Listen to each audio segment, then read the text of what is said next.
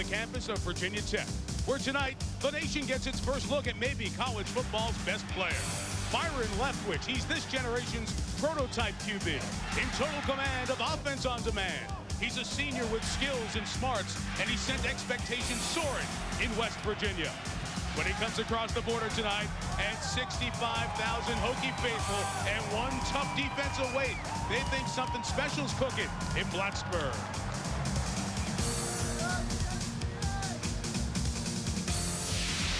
College football Thursday night presented by Circuit City. One of 5 top 25 matchups this weekend. Marshals come 190 miles across the Blue Ridge Mountains to meet Virginia Tech. Hi, everyone. Welcome to the start of the college football weekend. Mike Tirico with you. Byron Leftwich would be the #1 pick if the NFL draft was held tonight. Virginia Tech's the best defense he's going to see between now and when he gets to the NFL. Can Byron Leftwich win the Heisman tonight? No. Can Byron Leftwich ensure that #1 draft position? He can help it a lot. But Marshall fans have been asking for this game all year. Be careful what you ask for. Virginia Tech's defense is young.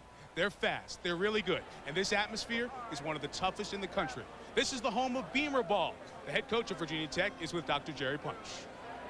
And Coach, Beamer Ball always seems to be at its best when you guys play a quality opponent. You've got one tonight. How in the world do you stop this Marshall offense, and specifically Byron Leftwich? Well, we really do. He's an excellent quarterback, probably the best in the country.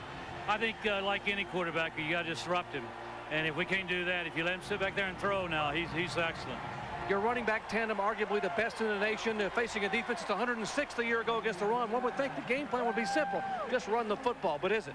Well, I think there's going to be a lot of people close to the line of scrimmage, and they really concentrate. They've made that a point of emphasis and proven that, and I know they'll be better.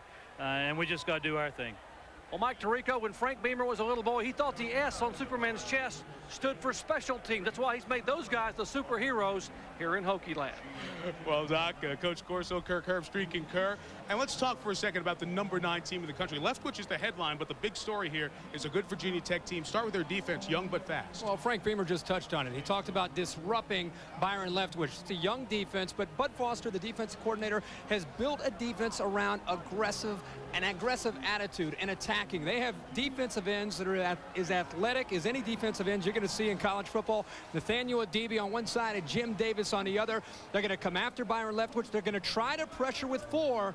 But we all know eventually Virginia Tech is going to bring pressure. They're going to bring 5 and 6. How will Leftwich handle it? We'll have to wait and see. That's going to be an interesting story. But also on the storyline is Virginia Tech has 2 of the best tailbacks in the nation, in Lee Suggs and, geez, I drew a blank right there, Kevin Jones. Now, Suggs and Jones are great compliments to each other because they both run, they're big, they're fast, and they'll hit you. Now, the key thing about Suggs, number 22, he's a strong inside runner. He loves to run near the goal line, and boy, he can run. Now, this kid, you talk about run, Kevin Jones can flat out fly. It's 5 yards, no yards, 75 yards. Kevin Jones is a great player. Mike Jones and Suggs, boom, they're a really good football player. This is an explosive and very talented football team. Their one question, can they win a game throwing the ball? First start for sophomore quarterback Brian Randall tonight. Kickoff in a few minutes on a perfect night in Blacksburg. We send you back to the studio, and a good evening to Chris Fowler. And then names and untouchables was what came out of it all. People like come up and give me a handshake. I can't believe I touched the untouchable stuff. Y'all special. I'm standing beside something special.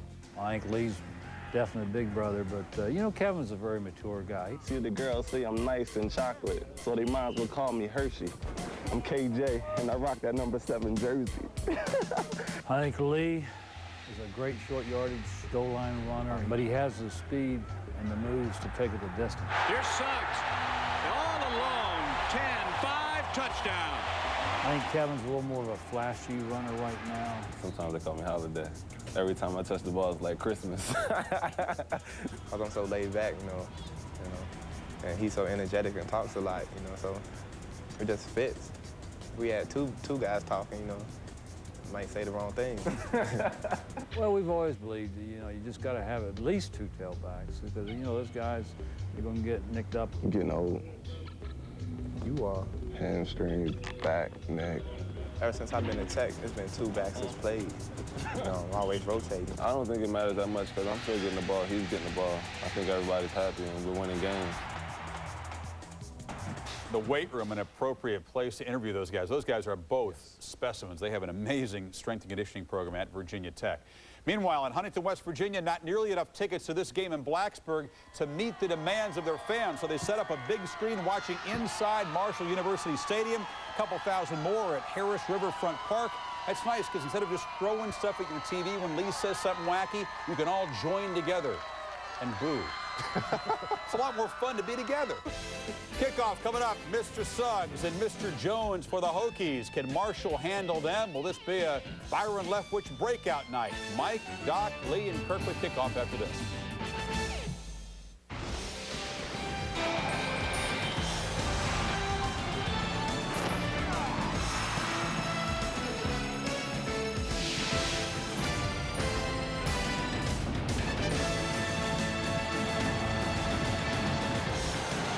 My friend next to me would say, life is good. Perfect night. Two top 25 teams. Two schools have made astounding climbs over the recent years into the polls. Both play for championships consistently. The Hokies take the field. It's a huge night for their visitor from Huntington, West Virginia, Marshall. Their head coach, Bob Pruitt, final words to his team in the locker room a couple of moments ago before taking on the 9th-ranked team in the country. Let's go out and show people, hey, we got a good football team, a good football program, and we have fun playing football. Understand? We have fun playing football. Have some fun with it now. Don't be uptight. Go out there and let's play. Let's play hurt ball. Yes, sir.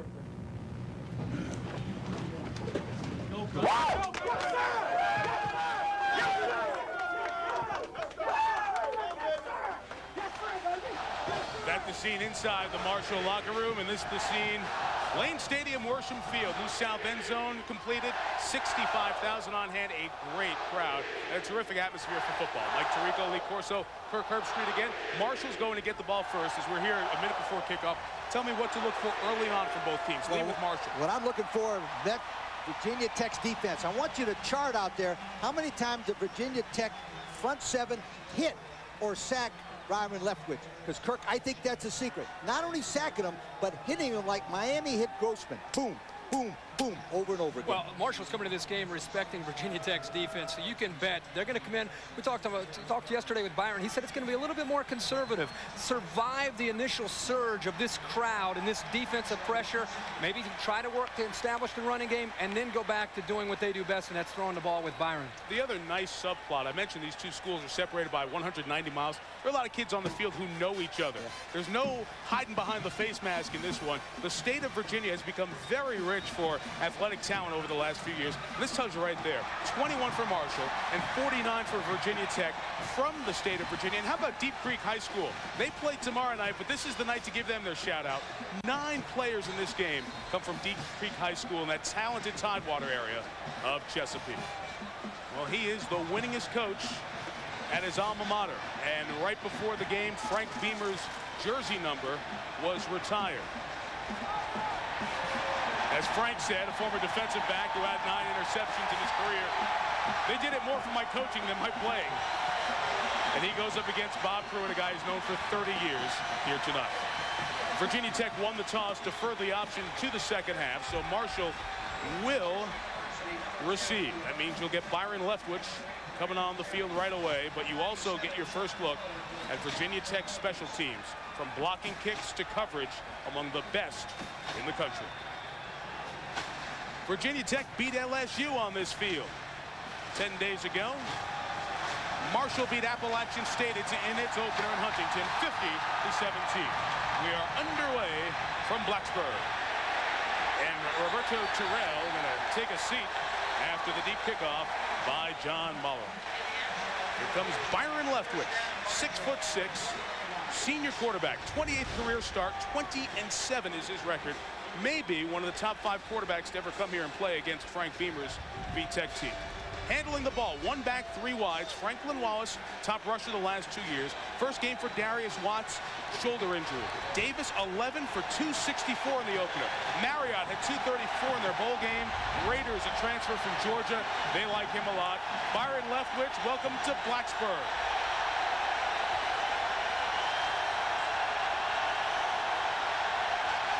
Opening drive from the 20. Quick toss complete to Denaro Marriott. We'll have a first down at the 30. A 10-yard pickup. Vegas Robinson made the tackle. Lee said it before. Key to this game, keep Leftwich upright. Steve Shulo, Playboy All-American on the left side. Edwards, the captain in the middle. They've got to do a lot. Virginia Tech's defensive front, young and fast. They grow 6-foot-plus fast defensive ends here, Lee. 95, Jim Davis, defensive coordinator Bud Foster, said he's the best football player we have on the defense, period. That's your guy tonight? That's my guy. Watch him. He's everybody's guy. Your guy. First and 10 from the 30. Play 2 is a Leftwich design draw that gains -2. Vegas Robinson right there.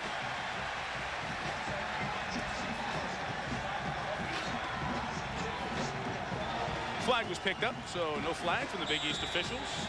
2nd and 8 coming up. Let's check the 2nd and 12, I should say. 3 starters replaced. These guys are pretty good. Robinson's a future star.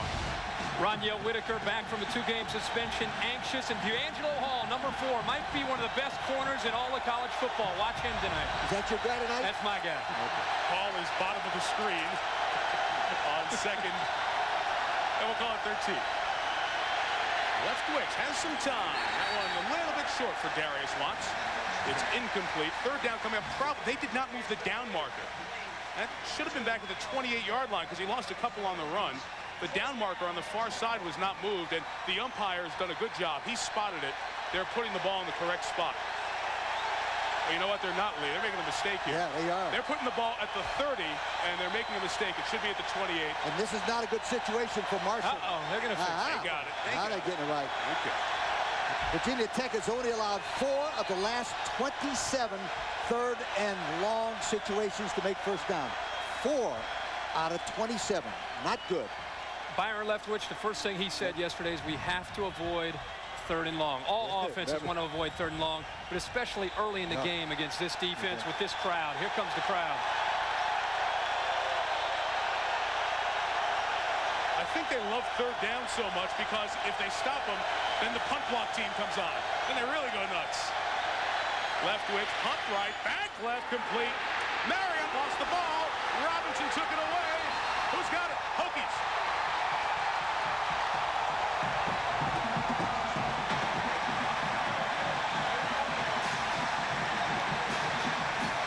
Vegas Robinson, the recovery.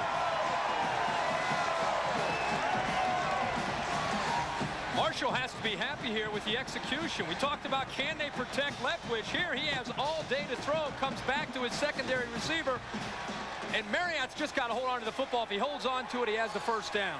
Ryan Randall, sophomore from Williamsburg, Virginia. First ever college star, played the bulk of the LSU game after Grant Knoll injured his knee. Robinson, first one. Hit as he got rid of it, and incomplete. Good rush from Jameis Martin. Off the end. He's from Martinsville, Virginia. Back home and feeling good. Well, let's go check Randall. Better athlete than quarterback right now.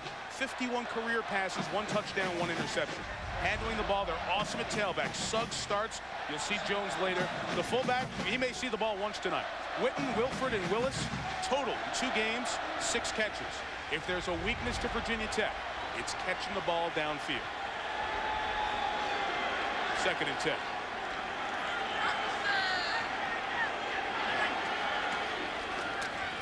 That's it. Fullback already. We're done. That's it for the night. Doug Eastlick goes nowhere. It'll be 3rd and a long 8 coming up. Check the offensive line. Anthony Davis is a senior. Grove, the center, is a guy Coach Corso likes. His offensive line answered questions about itself against LSU. Lee, defense was poor against the run last year for Marshall. Yeah, but number 95, Orlando Washington, already started off good. Last year, he was a 2nd team All-MAC. He's a defensive captain. He stopped the first inside running play. Nice job, Orlando. 3rd and 10. Throwing down. They bring heat. Randall got away from it. For Witten. Good catch. 15-yard line. First down. Picked up 30.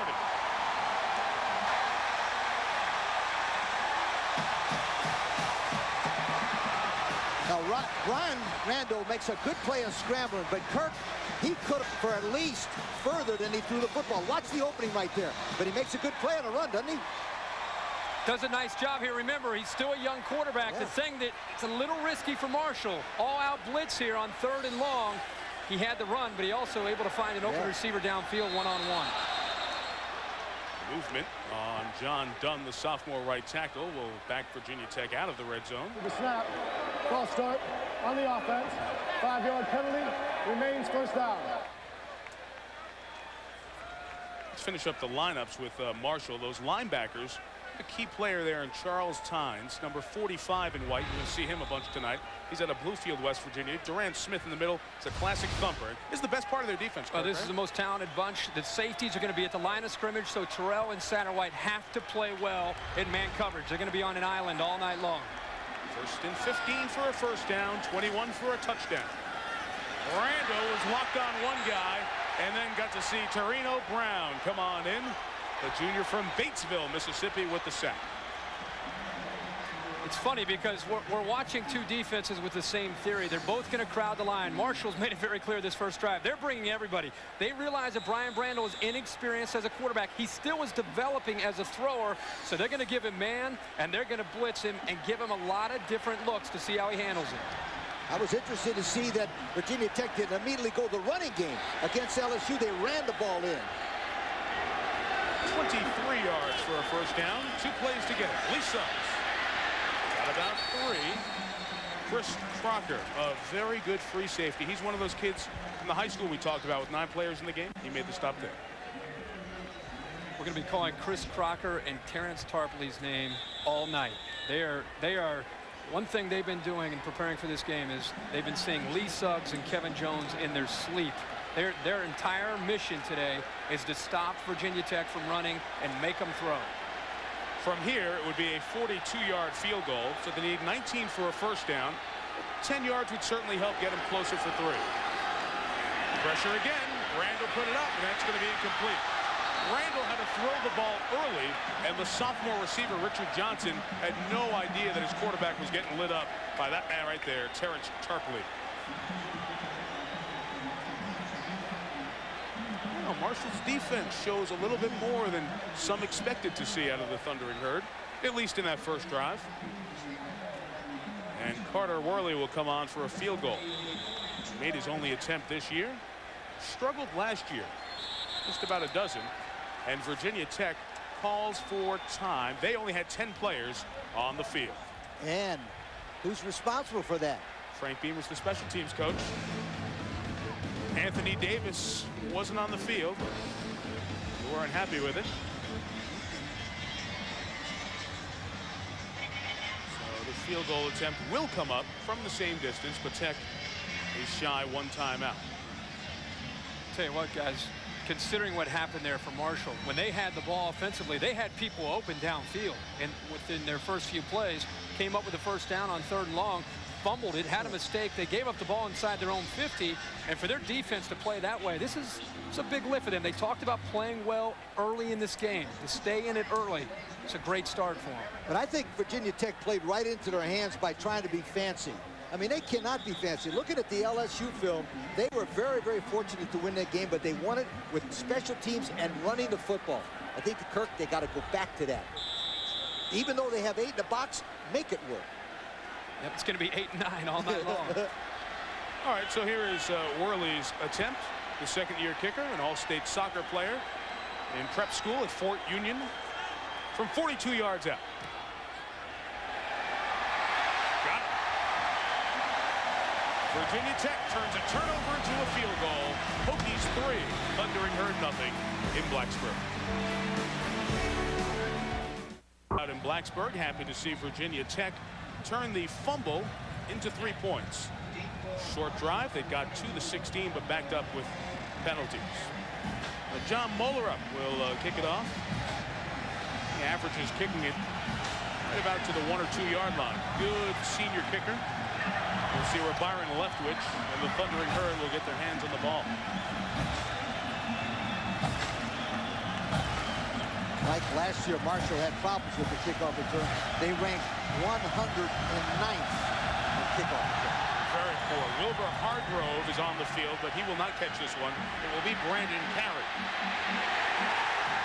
Excellent coverage once again by Virginia Tech. Lamar Cobb, a defensive end who you'll see a decent amount tonight, brought him down.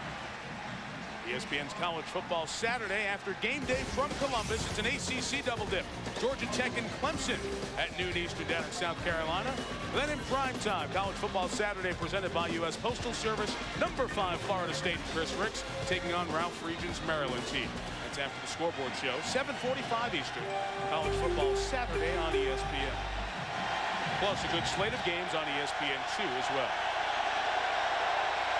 Get the 3 receivers up here for Marshall. They'll show you a bunch of formations tonight. And they're swinging out to one of those receivers who lost the ball. And it's incomplete. Curtis Jones was the last one there. He caught it. But it was ruled incomplete. Never had possession. Virginia Tech Marshall receivers are highly touted. Very skilled. They put up some gaudy numbers against some people. But they need to help Byron Leftwich's big picture hopes tonight. Using the wristbands, receivers, quarterback, running backs. Everybody has to play with the crowd noise, and then Byron communicates to the offensive line about protections and the play. Haven't seen Marshall repeat the same formation yet tonight. Great protection. Loading up down the middle. First down and more for Curtis Jones. Roniel Whitaker brings him down at the 47-yard line. 37 on the pass play. Now, Byron Leftwich has great protection. Keep your eye on the center and the left tackle. The left tackle's taking that man out. Good position. Watch the way he steps forward, Kirk. Watch the way he steps forward. When you give Byron Leftwich time to throw, he can pick a defense apart. And Marshall feels they have the best 4 receivers on one team in the nation. And they're getting an early test tonight to show what they can do. The way he stepped forward. When he has a chance to set his feet and throw. And he's one of the more accurate quarterbacks you're going to see. A lot of games going on at the line of scrimmage. Tech had something on, called it off, confused Leftwich, timeout Marshall. A lot going on pre-snap here tonight. It's because Leftwich is a smart quarterback, and we'll talk more about that when we come back. ESPN College Football Thursday night, presented by Circuit City. Brought to you by the new H2 Hummer, like nothing else. And by Net Zero. Get the access without the excess. Go to netzero.com today. Mike Tirico, Lee Corso, Kirk Herbstreit, Dr. Jerry Punch with you for College Football Thursday night. Presented by Circuit City in Blacksburg, Virginia. The Hokies leading 3-0. After the timeout, it's 1st and 10 for the Thundering Herd. Tight end Jason Rader in motion. And a handoff to Franklin Wallace. They call him Butchie. Around Huntington, West Virginia, and give Butchie about 5 yards. He's a junior from Myrtle Beach, South Carolina. Dr. Jerry Punch down on the sideline. Well, guys, Marshall head coach Bobby Pruitt said, you know, we've gone to South Carolina, we've gone to Clemson last year, we were at Florida down in the swamp, and it's very important. We understand when we play away, we have got to take the crowd out of the football game. 65,000 here got very quiet, but I bet it's getting very loud at Marshall University Stadium in Huntington because the Herd is on the move. Yeah, they're watching the game there on the big screen. We say hi to those folks. 2nd and 5, come back with the play that fell apart earlier. This time Curtis Jones held on and picked up a 1st down at the 34. Fans, as mentioned earlier, at Marshall University Stadium. A couple thousand came in. The money raised tonight goes to the scholarship fund at Marshall University. We've been there for a couple of College Football Thursday nights. They're good people and are very proud. No. Lee Corso is not your dad, young man. I know Lee Corso's children. You're not Lee Corso's children. They went to Indiana and Florida State. Marshall's offense impressive thus far. That movement may have been induced by the defensive end, and the play's blown dead.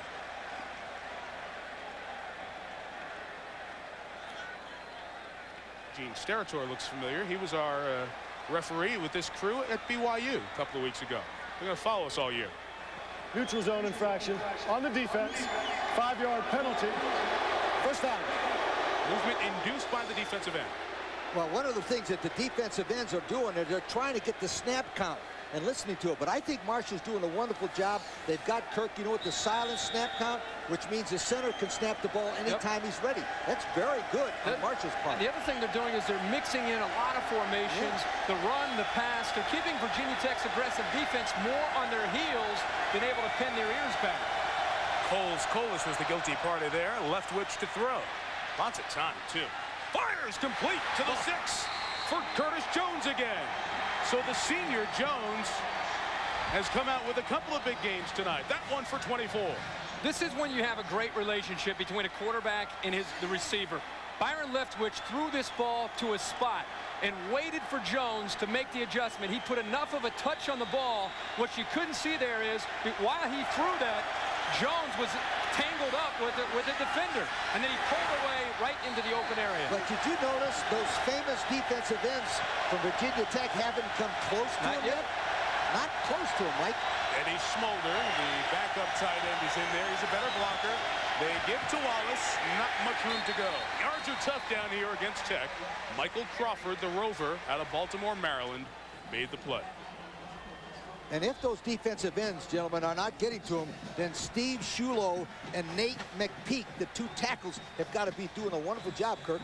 Well, Byron Leftwich feels that he has the 2 best bookends to help him have time, no matter who he's playing. Now, down inside the 5-yard line, one of the plays that Marshall likes to go to with their receivers in one-on-one coverage is a simple fade route to the receivers on the outside. Leftwich looking for the back out of the backfield. Wallace did not hang on. That's incomplete. What a stick from D'Angelo Hall. Remember that name and number. Oh, he is good. Your guy finally did something. Yeah, D'Angelo Hall is a physical corner, and here he shows that ability to come up and stick somebody, lays the wood. I think that one of the things that Hall brings is quickness with a great physical presence for a corner. You don't always see that combination. Shame that throw wasn't accurate, huh? Man, throw a spiral, will you, Byron? 3rd and goal. Look for Marriott, covered back underneath. It's dropped by Josh Davis, who had 264 yards in the opener. Field goal time for the Thundering Herd. Pretty good answer, though. Good football teams answer. They'd answered right back. Byron Leftwich is 5 of 9 for 98 yards, and he's got 3 drops. I think he's dialed in tonight. Give a lot of the credit to the offensive line for giving him time to throw. Slight concern here for the kicker, Curtis Head, attempting from 21 yards, limited in practice because of an abscess on his kicking foot. Blocked. They've done it again. D'Angelo Hall. Flag is down. Hall will score.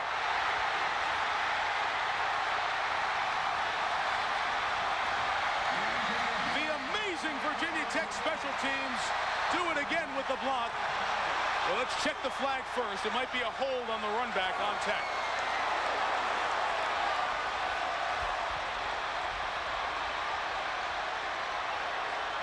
They threw that back in the direction where you would assume it'd be a push in the back.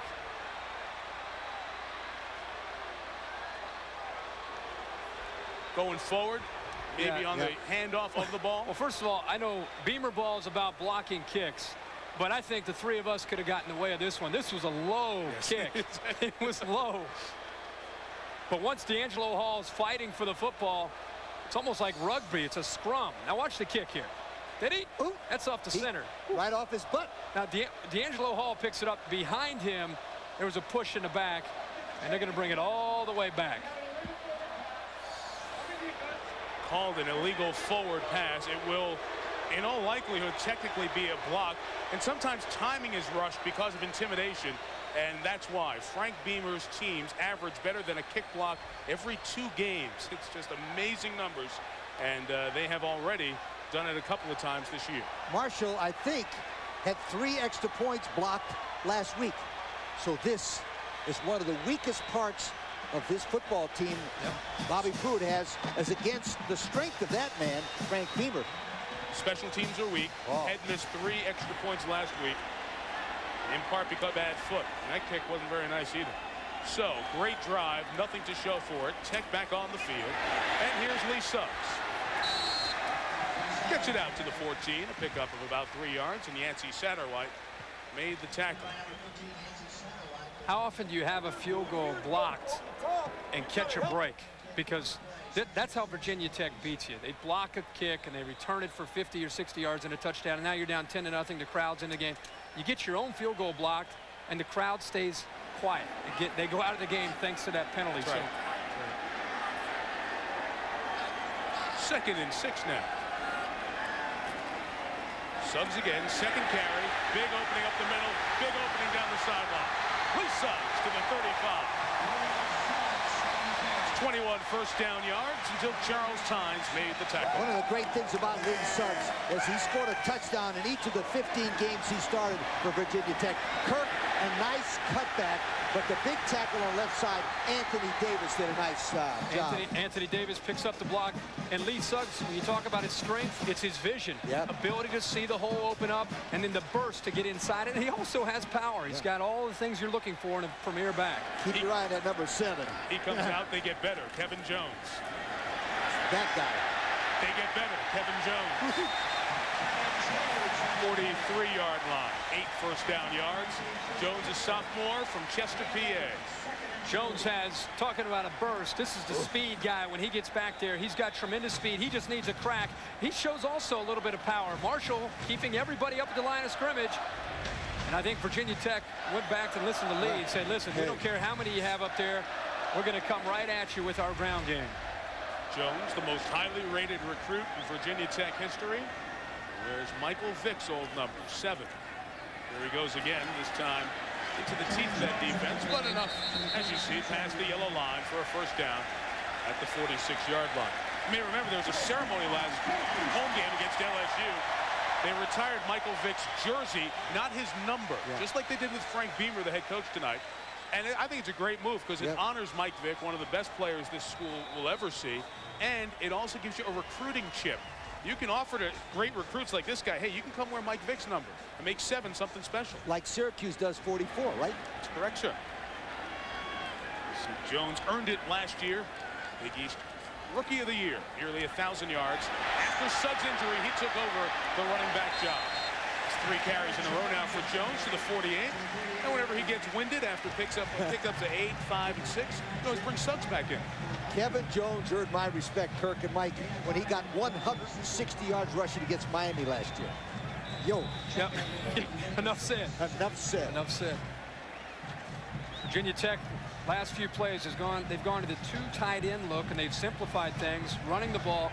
And a great play is the option against man coverage from Marshall, because if you get the pitch to the outside, there's a big alley out there for the running back. And you can option more with Randall as the quarterback. This is good old line them up. Let's go. It's between the tackles. If you want to take it outside, that's fine too.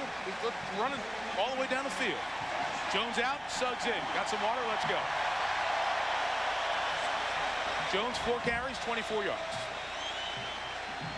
2 great players, and couldn't be any different from a personality standpoint.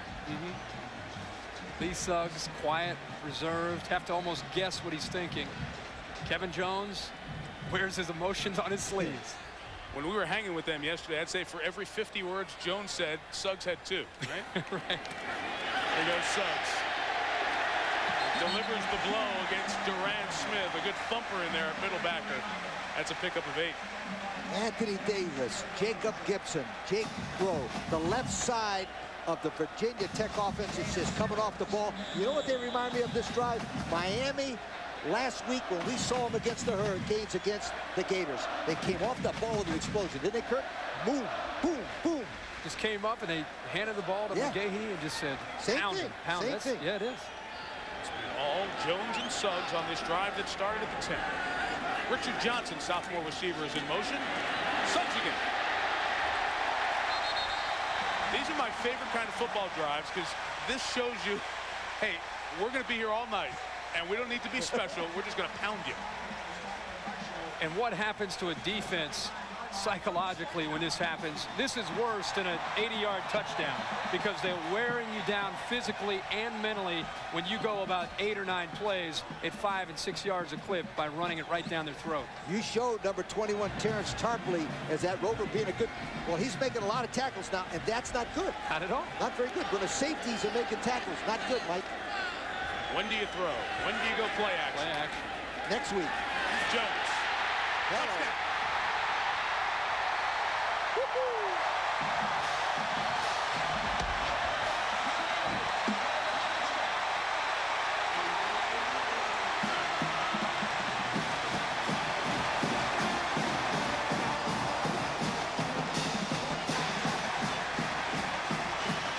9 plays, 90 yards, 9 carries, 90 yards, 4 for Suggs, 5 for Jones, including the 25-yard touchdown. Extra point added by Carter Worley. In the Frank Beamer era, Virginia Tech has scored 600 touchdowns. The latest a 25-yarder from Kevin Jones. 10-2 speed in the 100. I think you can see the 7 on the back more often than you see the 7 on the front.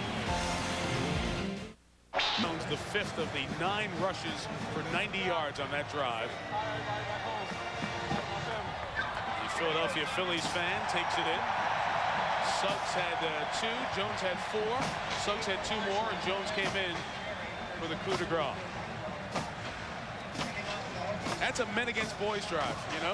Oh, yeah. Really, it's no disrespect to Marshall. It's just Virginia Tech's a physical, pounding football team. Roberto Terrell. Check that. Brandon Carey wishes it was Roberto Terrell. Taken down at the 12 by Jimmy F. Williams. Let's take a look why that play works so well. Keep your eye on Jake Grove right there, the center. Now keep your eye. He'll get Washington and stay with him, Kirk. Look at his nice feet. That's the reason why the hole was there. Jake Grove made a nice play, Kirk. And play side, Joe Dunn, the right tackle, just cleared out his man. And the cutback here, designed cutback by Jones. And once he gets clear, it's just speed. He has the speed to split the safeties, and he's all the way into the end zone. When we talk special teams, we often talk about the block kicks, talk about field position. Drive starts at the 20, the 15, and now the 12. Brandon Carey takes it out to the 16-yard line, picked up 4. Jim Davis, the guy who Coach talked about earlier, made the tackle. Very, very important for Marshall to remain calm when it comes to play calling. 2 minutes still to go in just the first quarter. I know it seems like they're really getting behind with the momentum, but this game is very early. And the guy you want under center is Byron Leftwich in this case. Saw this formation with the pass to the receiver in the back of the line twice the last drive.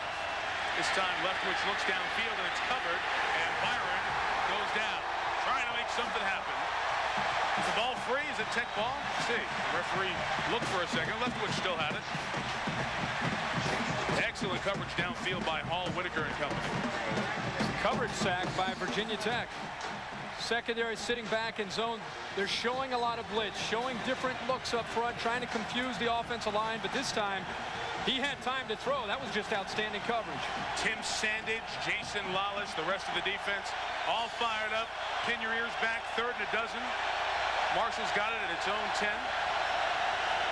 As I said in the pregame show, this is one football team you don't want to get behind because, boy, they come after that passer. Got a free play here. Tech offside. Leftwich fires. Incomplete for Darius Watts, who got turned around. Bud Foster's defensive ends are young and fast. They've been jumping the starter's gun a couple of times. Bud's the defensive coordinator here at Virginia Tech. Outstanding coach. Offside on the defense. 5-yard penalty. Remains 3rd down. 2 fabulous NFL games to start our 2002 season on ESPN. The Sunday night crew pulls into Pittsburgh to see Rich Gannon and the Raiders take on Cordell Stewart and the Pittsburgh Steelers. Game time after prime time, 8:30 Eastern. Riding the bus on Sunday Night Football on ESPN. Mike, Joe, Paul, and Susie will be at beautiful Heinz Field in Western PA. Not too far north of here. 3rd and 7. Just 3 in the pattern for Leftwich. Throws it perfectly to Watts. Could not hang on. Vincent Fuller there on the coverage, and the punt block team comes out for Tech. I'm going to say this because I said at the beginning of the show, I didn't know how good this kid is. Right there, Kirk. That's as good a pass I've seen in the last 5 years in college football. The guy dropped it, but that was a shot from the hash mark to the hash mark. The pros love that. Curtis head kicks. Gets it away like it was on fire. And a good kick, too. Unreturnable. D'Angelo Hall lets it go out of bounds, but fine field position at the 44-yard line. This is why I have a problem with the number of people that vote for the Heisman Trophy. If you look at the stats for this game and don't get to see Byron Leftwich in person, it's probably going to end up like Leftwich didn't have a good night. He's been great in this first half. We saw Dorsey last week. We saw Grossman last week. And this kid is much better in person than Grossman and Dorsey.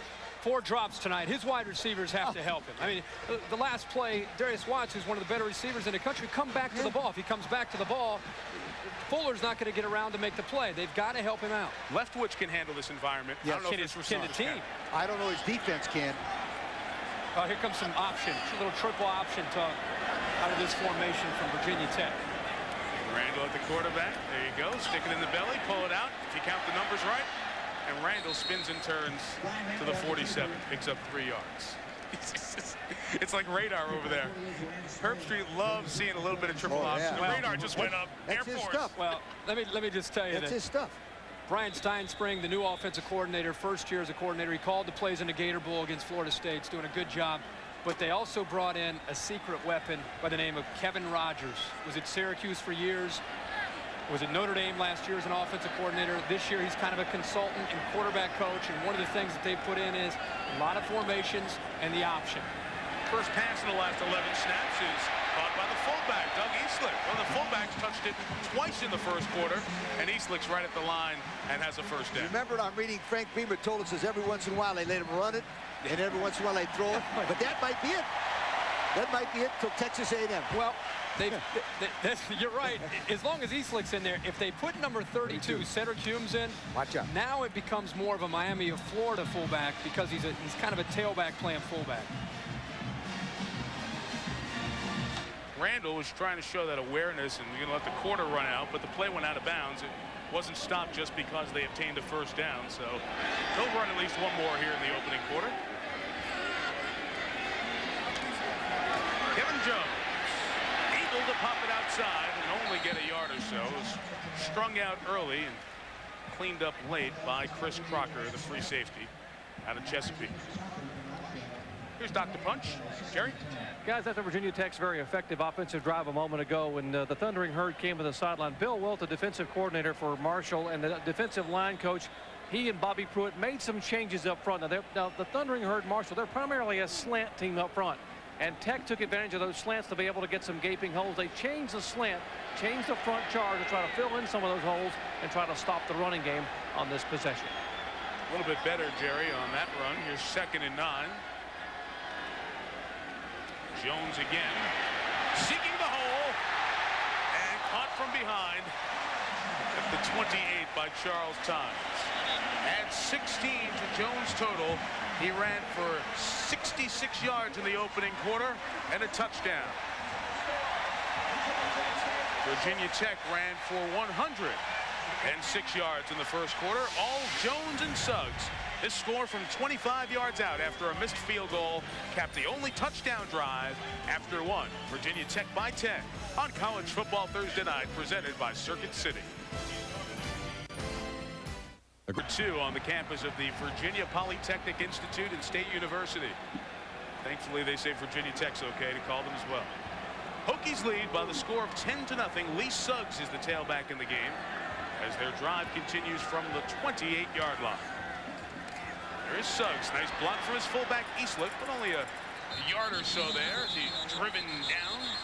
Ball out after the hit. Terrence Tarpley, the Rover, led the charge with Kevin Atkins. Virginia Tech a field goal early and then a 90-yard drive all on the ground on their home stadium. 65,000 strong now, Lane Stadium here in Blacksburg. And the fans in Huntington at Marshall University Stadium. some of the cheerleaders who didn't make the trip, they're watching as well. We got together in a couple of different places down in Huntington to watch one of the bigger games that Marshall's played. Remember, they played at Florida last year. Suggs checked out the defense, and they got shut down by Durant Smith. Speaking of one of the big games for Marshall, you know, they played 4 teams that were ranked in the top 25, and they beat one of them, BYU. So they could beat a good football team, but the problem they have here is I don't think they can match up front physically against this Virginia Tech team who's number 9 in the nation. Not only physically up front, but the drive where Virginia Tech went 9 plays and 90 yards, that was even the 8th and 9th man that the running backs were able to break the tackle and go through them. This is the 22nd play for Tech. Probably their 5th pass on the night. Randall with all kinds of time. Incomplete. Trying to get it to Sean Witten for the first down. And we'll look at a 43-yard field goal attempt. Where Virginia Tech's going to run into some problems down the road, assuming that, you know, see how the quarterback situation works out with Grant Knoll trying to come back from a knee injury, is when teams can match up physically up front and they have to throw the ball. They play A&M next week. Thank you. I just got to raise my hand. That's what raise your hand. That was a tease for you. That's it. Texas A&M, Kyle Field will match them everywhere. Carter Worley, good from 42. Bueno from 43 as well.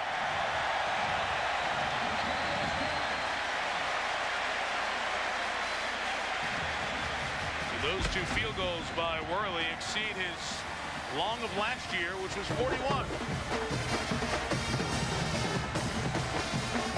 Hokies lead 13-0. Dominating on the first quarter by virtue of that 90-yard all-running drive. Marshall yet to get anything on the ground. And they don't figure to be running the ball much as the night goes on. If you're just tuning in, let's take you back to how Virginia Tech put 10 up on the board to get the advantage. This field goal that was messed up from the start was blocked by the back of the center. Because of the forward handoff to D'Angelo Hall from Vincent Fuller, they got the ball back to the 10 and ran it 9 times. A 25-yard score by Kevin Jones, capping it.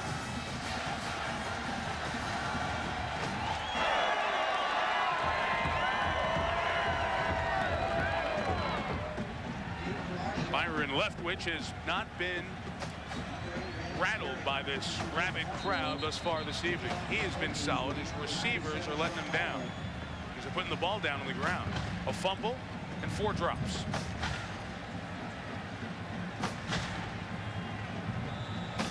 These are 2 neat programs that 15, 20 years ago, not many people thought would be competing in a top 20 game on national TV.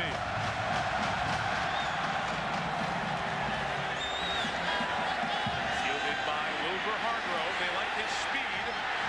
But a great open field play by Darryl Trapp, one of the reserve defensive ends that they just grow out here on these farms behind us. They just keep going. Here's Doc Punch. Jerry? You mentioned the receivers letting Byron Leftwich down. Now, Darius Watts, a preseason All-American, number 40, and a Blitnikoff semifinalist a year ago, separated the left shoulder on August 21st. Now, there's number 40, Darius Watts. He did not play in the Appalachian State game. In fact, has had no contact for 21 days. You might understand why he's a little bit rusty by virtue of degree in terms of severity. That separation was a 3rd degree, and that is the worst he plays tonight. Hey, Jerry, that last contact, their last full contact scrimmage, so it's been a long haul, and one thing Virginia Tech's defense will do, they'll introduce themselves. Flag down, left tackle move, going to cost them 5, I do believe. Prior to the snap, false start on the offense. 5-yard penalty, remains first down. Those couple of offside penalties that we saw Virginia Tech's defensive ends pick up may help them as the night goes on, because you can get a little quick-footed against the Hokies. Especially when it's 13-0 and the other team can't run and they got a great quarterback. Yo, not good if you're a Marshall fan right now. Sorry. But stay tuned. Hey, don't give up on that. I didn't say give up on it. One long pass here, Lee. It's 13-7. Over the game, right? Okay. Yep.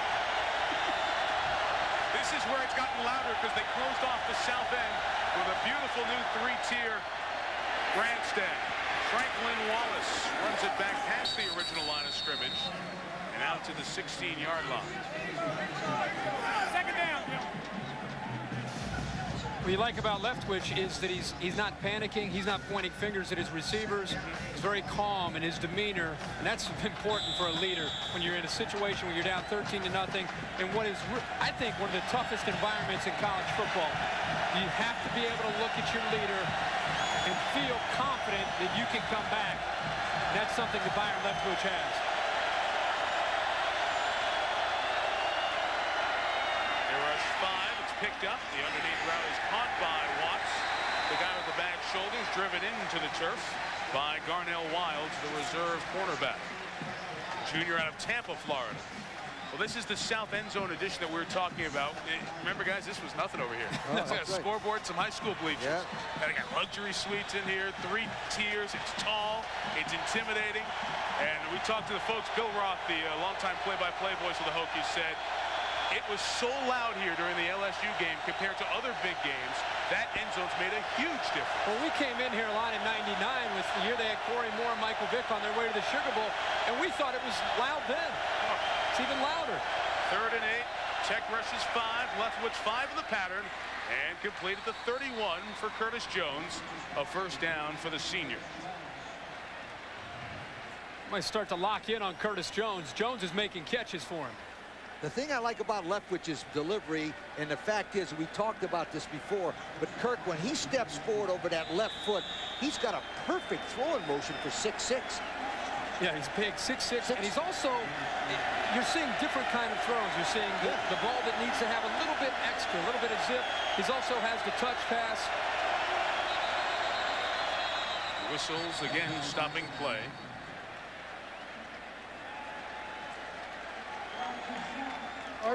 Offense, 5-yard penalty, remains first down.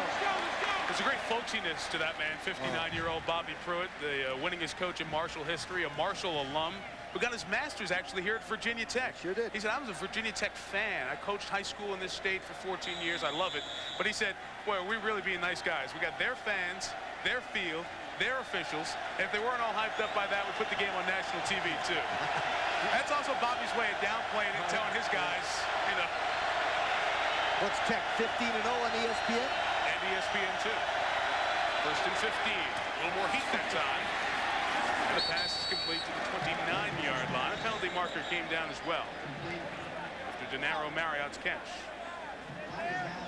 Byron took the best of that one. Late hit? Yep. Yep.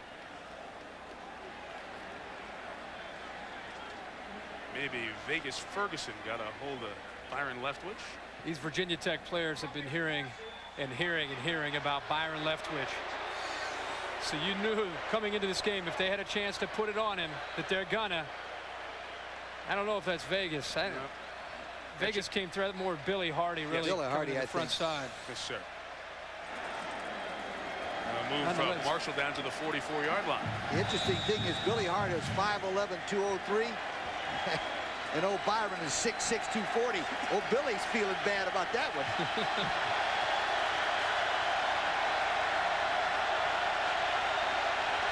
1st and 10. Tech coming. Here they all come. Look out. And coverage. Couldn't pull it in, Darius Watts. It's running through the ball. Another half step would have taken him the distance.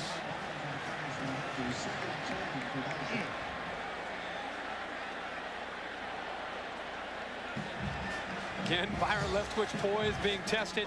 They're bringing everybody, and this is the poise of Leftwich. Sits in the pocket, puts it just enough over the defender.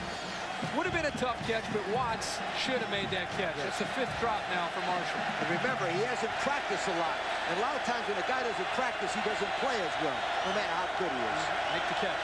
Make that catch. 2nd and 10. Time for Leftwich now. Intercepted. He threw it in the wrong place. And McCall McKee brought it back to the 22-yard line.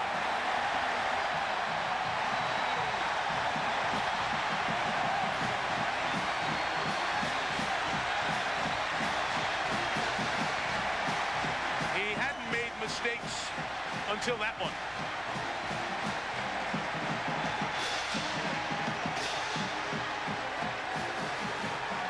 Tech's 11th interception in the last 8 games, a 25-yard return by the sophomore from Columbia, Maryland, Hokies.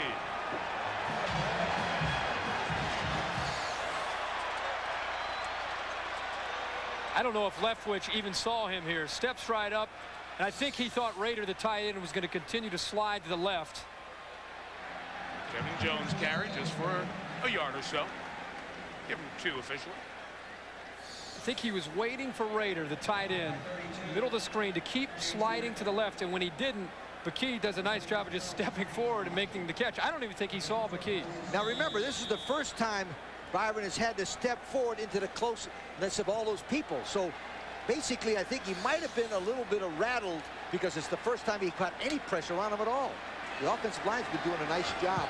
2 tight ends, Ernest Wilford's the lone receiver, top of the screen. Option Jones. Put on the brakes and run it back to the 15-yard line. Bring it back. It'll be 3rd and a couple coming up.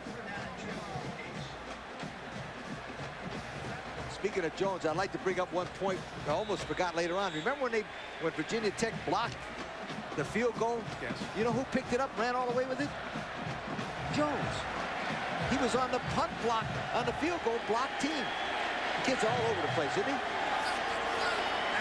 Virginia Tech's all over Marshall in the rushing yards. Here's Jones on 3rd and 2. Jones, touchdown!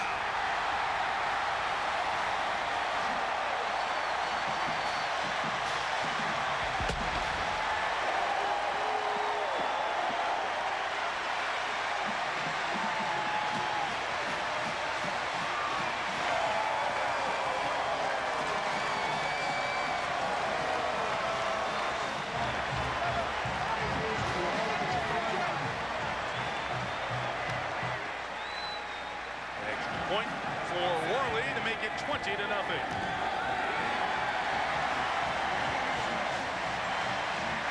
No margin for error against these guys. Absolutely no margin of error in Blacksburg. 4 possessions, 4 scores. 2 turnovers have turned into 10 points. The interception by sophomore McCall Bakey and the touchdown by sophomore Kevin Jones. They are young. They are good. They are up 20 on college football Thursday night, presented by Circuit City. Back in Blacksburg, 20-0 Virginia Tech on top. Hokies out of the Big East, Marshall out of the MAC, American Conference. Tech's defense is forced to fumble, blocked the field goal, intercepted a pass. As Mr. Corso would say, did he? Good out. Welcome to Lane Stadium. That's right. 20-0. Roberto Terrell, hurling runners. And he's brought down at the 25-yard line. A lot of build-up here for Byron Leftwich and what he could do on a national stage. And as I said before, if that was the sale ad to get you into the building, you come out buying Virginia Tech. Leftwich, I'm going to say this, I think he's a better quarterback than Dorsey and Gross. Now, he's going to get clobbered in this ball game because they're from behind and they can't catch him. But if he was at Miami, I'm telling you, he'd set every record in college football.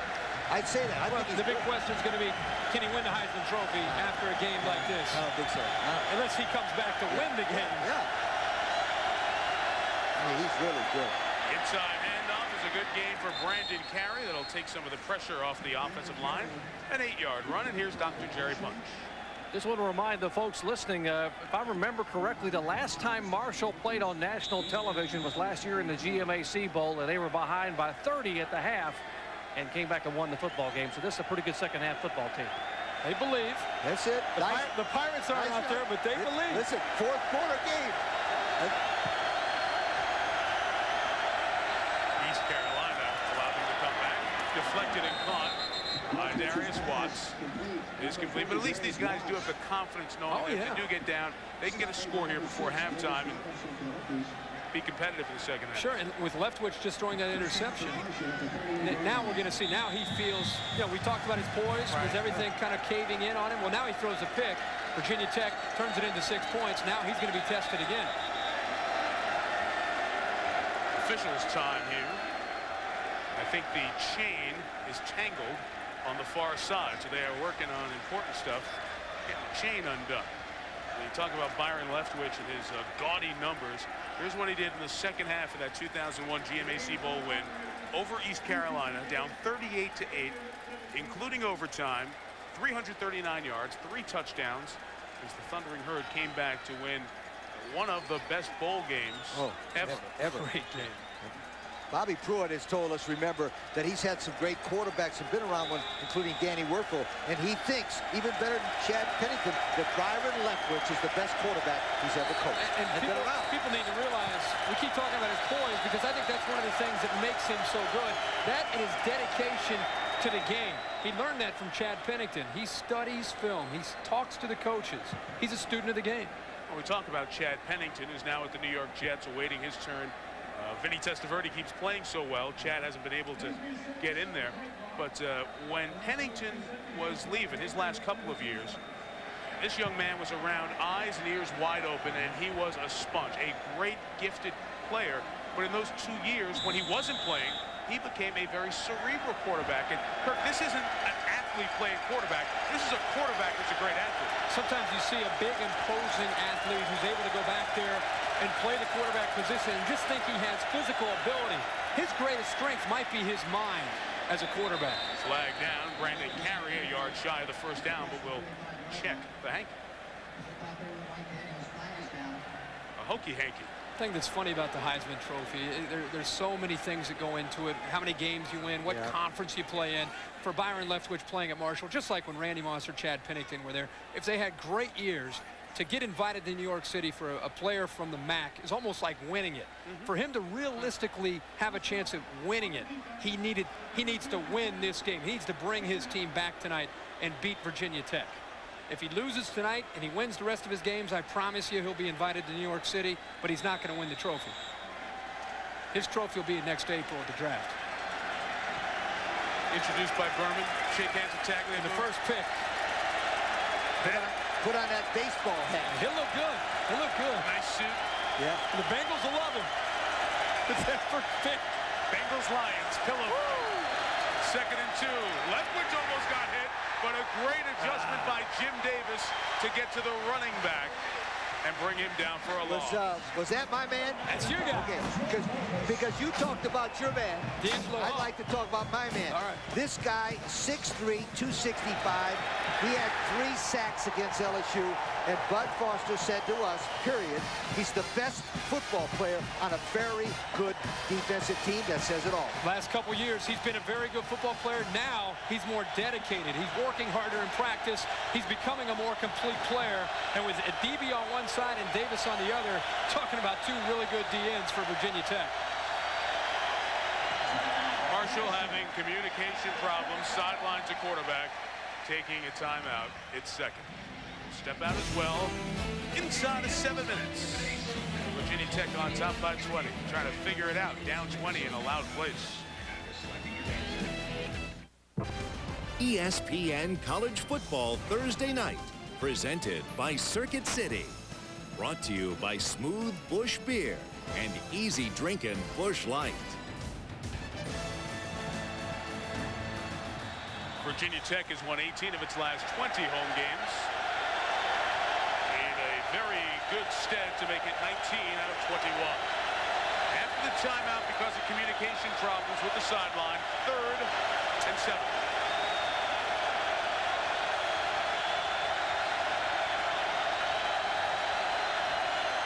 Only rushing 4, 7 in coverage. Beautiful pass by Leftwich. A first down at the 34 to Darius Watts out of College Park, Georgia. 25 yards there. I've been all over Darius Watts for coming back to the ball, making the catch. Doc talked about his shoulder, but here, let's give him a lot of credit because the ball was thrown to the inside. Look at the adjustment by Watts to come back to the football and cut underneath of Roniel Whitaker. Great play there by Watts. Remember, Roniel Whitaker did not play in the first 2 ball games. It's his first back one. I like this strategy. Go after a guy that hasn't played, even though he's a senior. Whitaker suspended for undisclosed reasons. starting lineup tonight. They put it in the hands of Watts. Avoids the hit and took a late shot from D'Angelo Hall, who is very lucky that there wasn't a flag there for a late hit.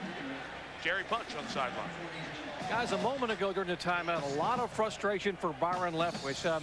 Hey, very concerned. He came to the sideline, talked to his head coach, Bobby Pruitt, talked to Ernie Pernsley to the right there with the headset on, the running backs coach. Byron very frustrated about not getting the play in quick enough. Now, finally, Pernsley puts the headset on Leftwich and lets him talk to Larry Keck upstairs, the quarterback coach, and I got to feel their pain. They're trying to discern. You can't call plays very quickly against this very tough Virginia Tech defense. A handoff this time to Brandon Carey. Took a shot at the 25 from Mike Daniels, the guy who got the start, sophomore linebacker. One of the reasons that's really important, what Doc just reported, is that for the offense that Marshall runs, they like to get the play in as soon as possible, get to the line of scrimmage, and give Byron Leftwich a chance to look over the defense. They give him a lot at the line of scrimmage, and he wants to have an opportunity to look into the defense and then make the call that he feels is appropriate against the defense that he is seeing. They give him a lot of freedom at the line. Whitaker hurt for Tech, Watts hurt for Marshall, both on the sideline. 3rd and a yard. Leftwich just keeps it himself. Goes right over where Shulo, the best offensive lineman they have, and Luke Salmons, the 300-pounder, live, and picks up the first down behind 75 and 78. He almost looked like Pee-wee football, the guy, that big 7th grader who's just huge. Remember, they used to have Fat Albert. Whoa, whoa, whoa, whoa, whoa. Just look out, I'm coming through. Fat Albert was always a quarterback. My neighborhood, anyhow. Can't bring him down. Bill Cosby, too. I can't think of many good quarterbacks named Albert other than Fat Albert. 1st and 10 from the 22. Underneath route with Josh Davis, the slot receiver. At the 17, really you don't get much forward momentum when you go against Tech. Their defense hits so hard. Our college football Saturday here on ESPN. After college game day starts in the ACC. Greg Gathers in Georgia Tech visiting Clemson. And then in prime time at 7:45 Eastern, Chris Ricks in Florida State take on Maryland. Primetime game is college football presented by the United States Postal Service. An ACC double dip on ESPN on Saturday. Statman Marty Aronoff reminds us of the great Stanford All-America Frankie out. Leftwich throws.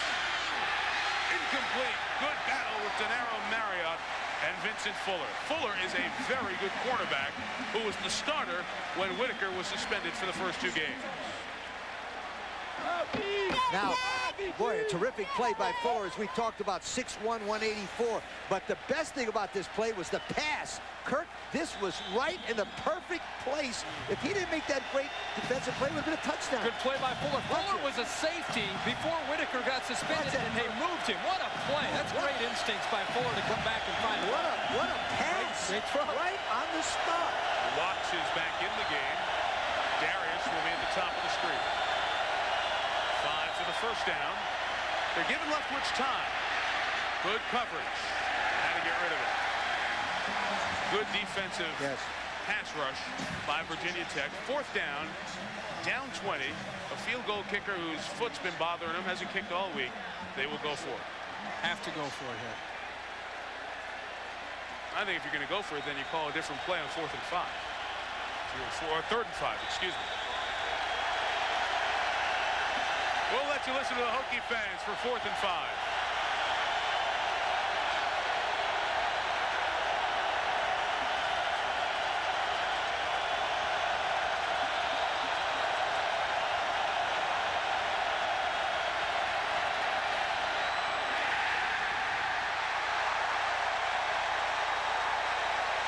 Play made by Tim Sandage.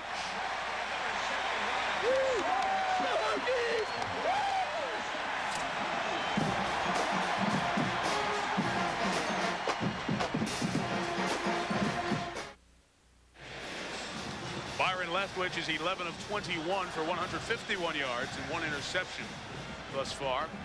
About 5 drops.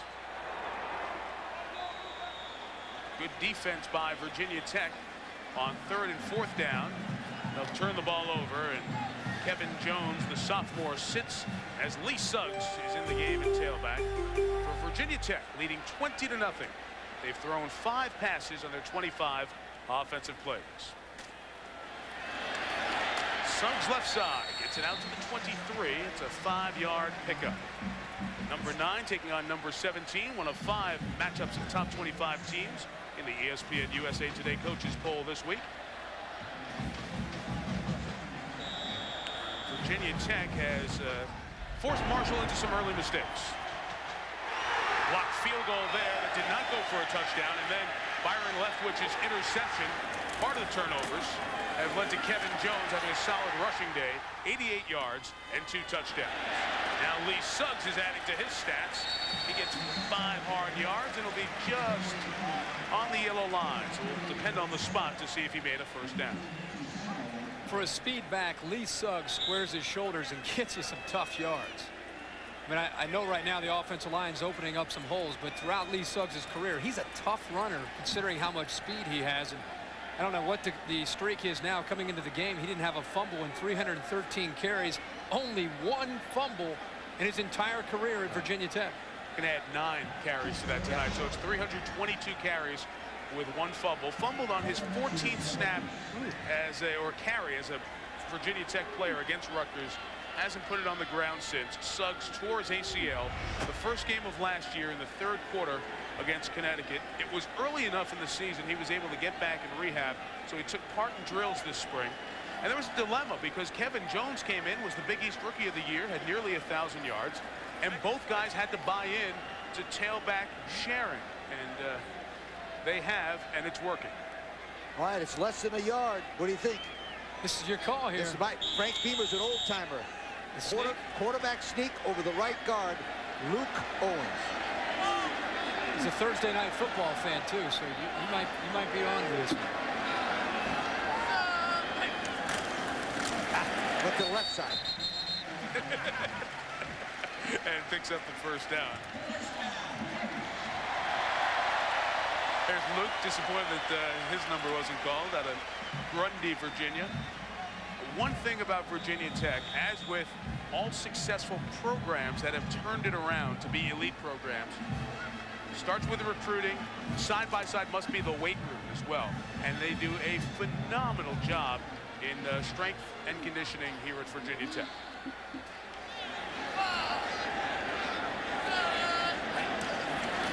From the 29, a throw. Covered left, comes back right. Ball on the ground after Richard Johnson dropped it, and it's ruled an incomplete pass. Johnson, the sophomore, couldn't hang on. We mentioned a lot of good games this weekend in college football. Here's the ABC lineup. 3:30 Eastern, split the country 3 ways. Washington State, Ohio State, where Chris Lee and Kirk will be for game day. Southern California goes to Boulder. Eli Manning and Ole Miss visit Texas Tech. And then in prime time, most of you will see Nebraska's trip to Happy Valley. Some of you will see Mac Brown, Chris Sims, and Texas take on North Carolina on ABC Sports. Of course, all those games available on the ESPN game plan as well.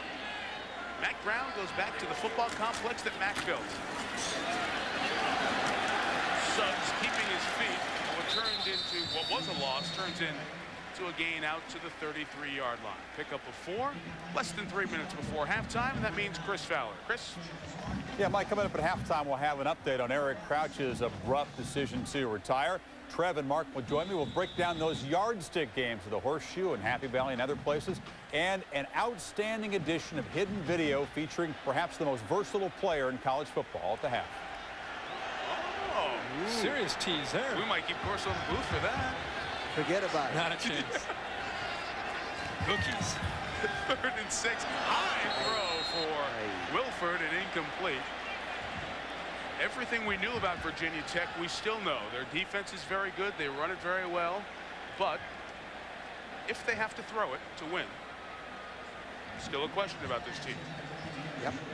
Assuming Brian Randall, the option quarterback, is under center. If Grant Knoll comes back, he gives them a much better chance to throw the football. You lose the athletic ability, but you gain a guy who can throw the ball.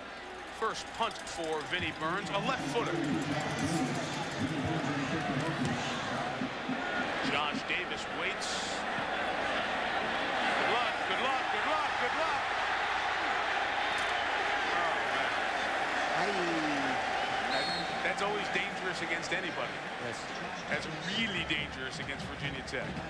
Bobby Pruitt's team doesn't turn it over. 50-yard kick, no return. Long field for Byron Leftwich when we come back to Blacksburg. Modeling some of the fine fall fashion available. Didn't really see that on any of the runways of Paris, or that outfit for that matter, but whatever makes you a Hokie fan. 20-0, 2-minute no huddle for Virginia Tech. Josh Davis working hard to get out to the 26-yard line inside 2 minutes. Good corners for Virginia Tech, and Whitaker, Fuller, and Hall. Darnell Wilds, their fourth corner, is very good. I'm on a second guess now, but I'm first guessing. This is very dangerous in this environment, trying to get a 2-minute drill to score with 20-0. Telling you. Leftwich works away from trouble. Deflected by D'Angelo Hall. Is that why you're talking, Lee, the likelihood of a turnover here? Yeah, because the environment is all perfect for them. They got a minute 30 seconds. They're dropping back, Kirk. They're losing 20-0. I'd say if I was Pruitt, I would go in 20-0. Okay. And say, okay, look, we got a chance, you guys. But let me, in a normal situation, I would agree with you. But in this case, I disagree. Minute 31, just for the Marshall offense, this is kind of their bread and butter. This is what they're known for, is being able to attack quickly. I know what you're saying, because we've been here a lot of times. But this is, if they're going to be competitive in this game, they've got to attack. Go score points. But there's still a second half. I know, but how about 20-7? You got to be confident. 3rd and 1, Leftwich. All right. Loading up. First down to the 40-yard line. Go, get it. Josh Davis, the sophomore, out of Hickory Grove over there in South Carolina. That's why he's a Heisman candidate. That's right. Get those receivers and go. Get him on the line. Minute and a half. You got plenty of time. Get the play called. Let's go. 4 receivers.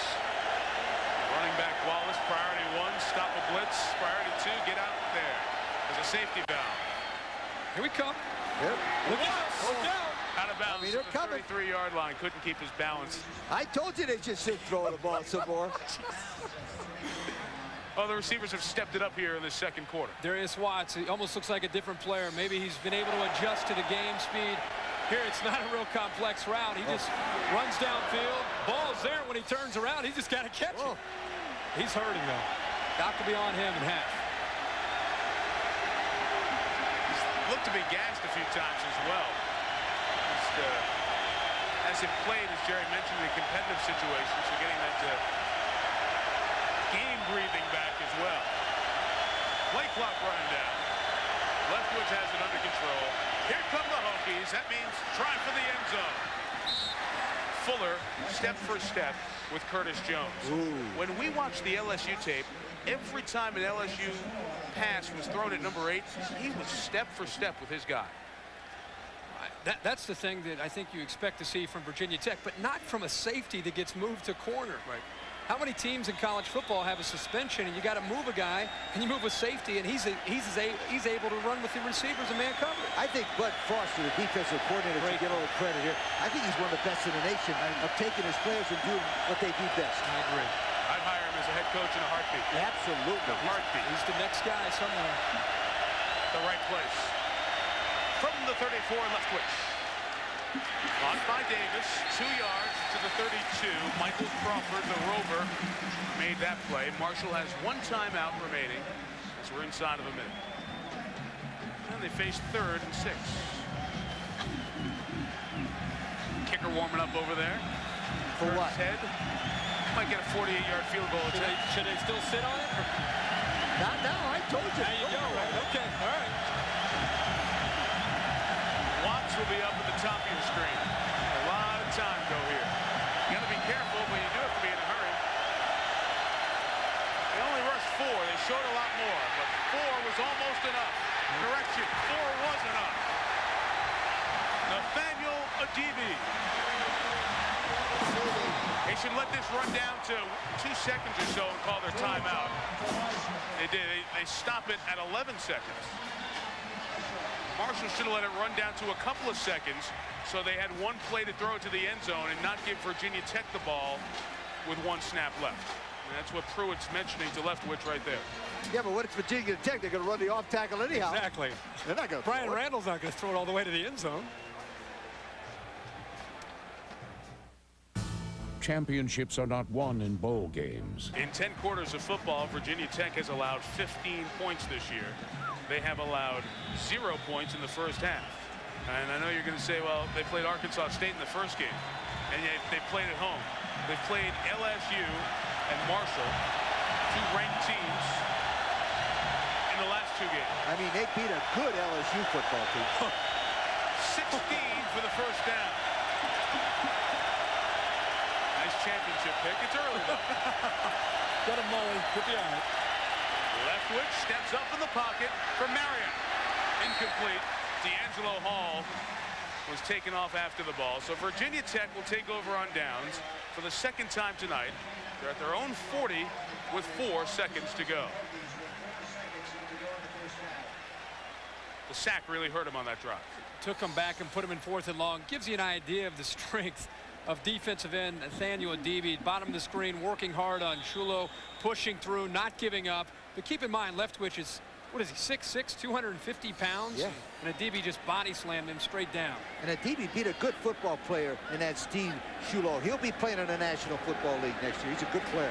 College Game Day halftime report is coming up. Brian Randall takes a knee and takes it into the locker room. Stats are misleading. Marshall 223 yards. Virginia Tech 181 yards. 20-0 Hokies on top at the half. Here's Jerry.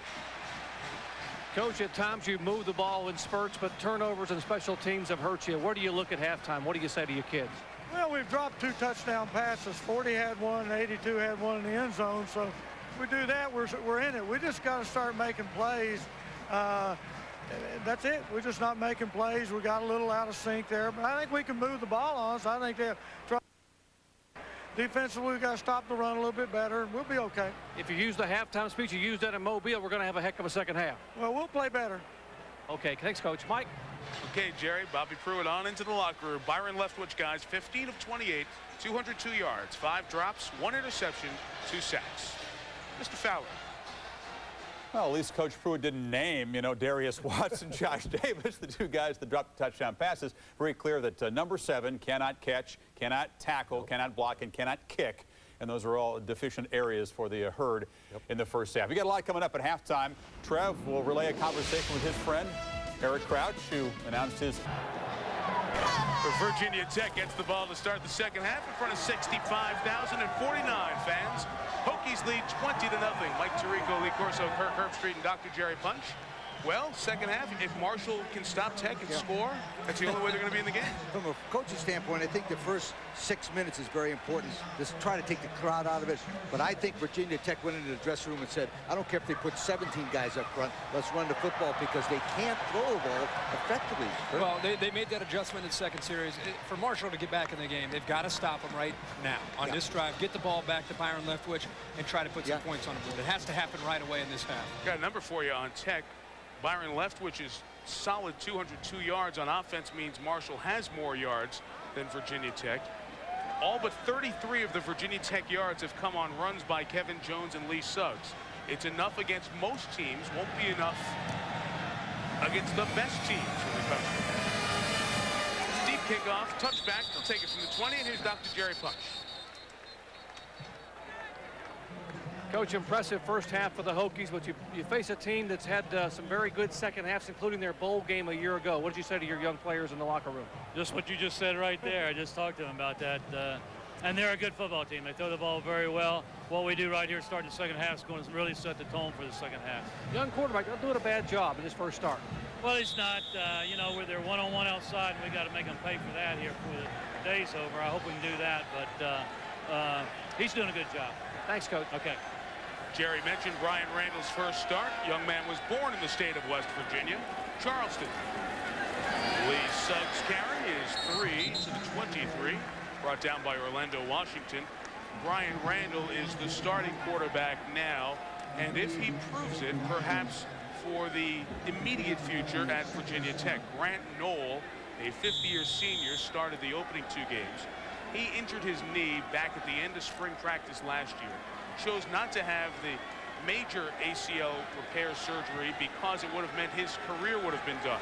Playing through the pain, able to play against Appalachian State, 2 series against LSU, but then too much pain. Randall gives them this wiggle out of the quarterback position, the ability to run and get it out to the 34-yard line for a first down. Pick up the 12, and guys, let's all together take a look at the halftime numbers. Numbers tell you Marshall moved the ball, but the misplays, that one field goal was not a blocked field goal technically because it hit a Marshall player first, but the missed field goal, the interception and the fumble, gave Tech the ball in a short field. Miscues by Marshall in the offense. They had some opportunities. They weren't able to capitalize, and as a result, they're down by 20 here on the road. From the 34, a Randall throw. A long Randall throw. Outstanding Ernest Wilford catch at the 28-yard line. 38 yards on the passing catch. That's what they need to see from 14. Well, there's a reason this play was called by Coach Steinspring, other than just trying to get a completion. It's to stretch the defense and make them appreciate the deep ball, to try to get them to back off so they can run the ball. The ball was thrown pretty well, but the adjustment by Wilford was sensational. And remember, Wilford was a triple jump star in track, so that's why he's got that good leaping ability. And he's 6'4". A run with Suggs is not going to go anywhere. People might remember Ernest Wilford as the guy who dropped the two-point conversion against Miami that could have tied their battle with the eventual national champions here last year. Well, Spike Lee came on campus last year and mentioned the play. Spike Lee's a huge sports fan, and he says, that guy here, and Ernest Wilford stood up and said, I'm right here. And the fans who were there at the Spike Lee concert, quote-unquote, just chat, really, talk, booed Spike Lee. And rightfully so. Yeah. And it gave Ernest Wilford a lot of show of respect from the student body that they forgave him. No one took it harder than Ernest Wilford. He didn't need Spike Lee rolling into town, making fun of him and checking out. Doug Eastlick's carry to the 24-yard line. So you had me thinking Spike Lee was going to have him stand up and say, hey, it's all right, buddy, keep working. That's what I thought was going to happen, too, when I read the story. I was waiting for the punchline there, but I guess that didn't happen. Spike did not do the right thing in that instance. Speaking of the right thing, this Ernest Wilford, I think, and I talked to him yesterday in our meeting, he's 6'4", 217's got great speed. He was one of the best-looking football players physically I saw 2 years ago as a freshman. He needs to play big because he could be an NFL player, Kirk. That kid's got NFL ability. Yep, and for their offense to go to the place where it needs to be this year, he needs to help their passing game. Third and a long 5. Late throw. Terrence Tarpley looking at a lot of green space in front of him. Jerry?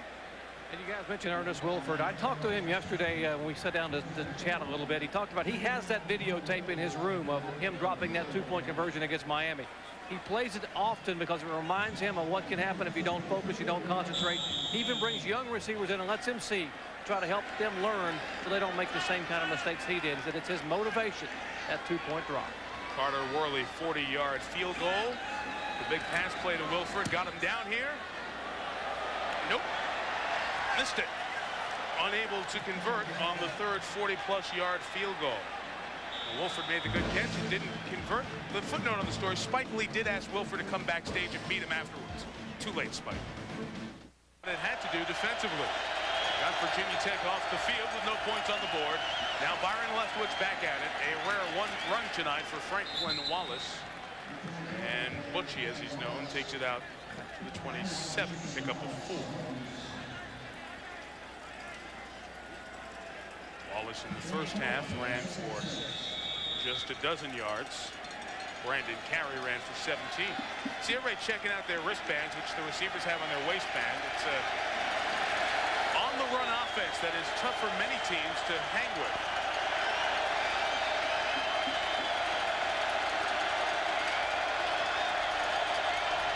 Second and 6 for Leftwich. It is short for Darius Watson, incomplete. Well, Marshall is trying to harken back and lean on what Frank Beamer talked about at halftime. The GMAC Bowl in Mobile, Alabama against East Carolina. The huge halftime deficit and the final drive after getting Marshall back into a game. They were down 30. Leftwich strikes down the field. Big chunks of yards. 18, 27, 23 yards to get in position. For the touchdown to Watson, squared the game at 51, and then in overtime, double overtime, the game-winning touchdown caught by Josh Davis. 576 yards for Leftwich. Marshall winning 64-61 over East Carolina. It's an offense built for comebacks. Underneath and dropped by the tight end, Jason Rader, who would have had a first down if he would have hung on. But it's punting time for Marshall.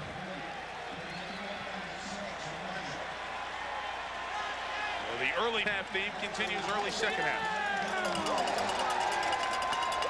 It's about time for the old Virginia Tech guy to turn him loose and either block it, but I think he'll try to return it.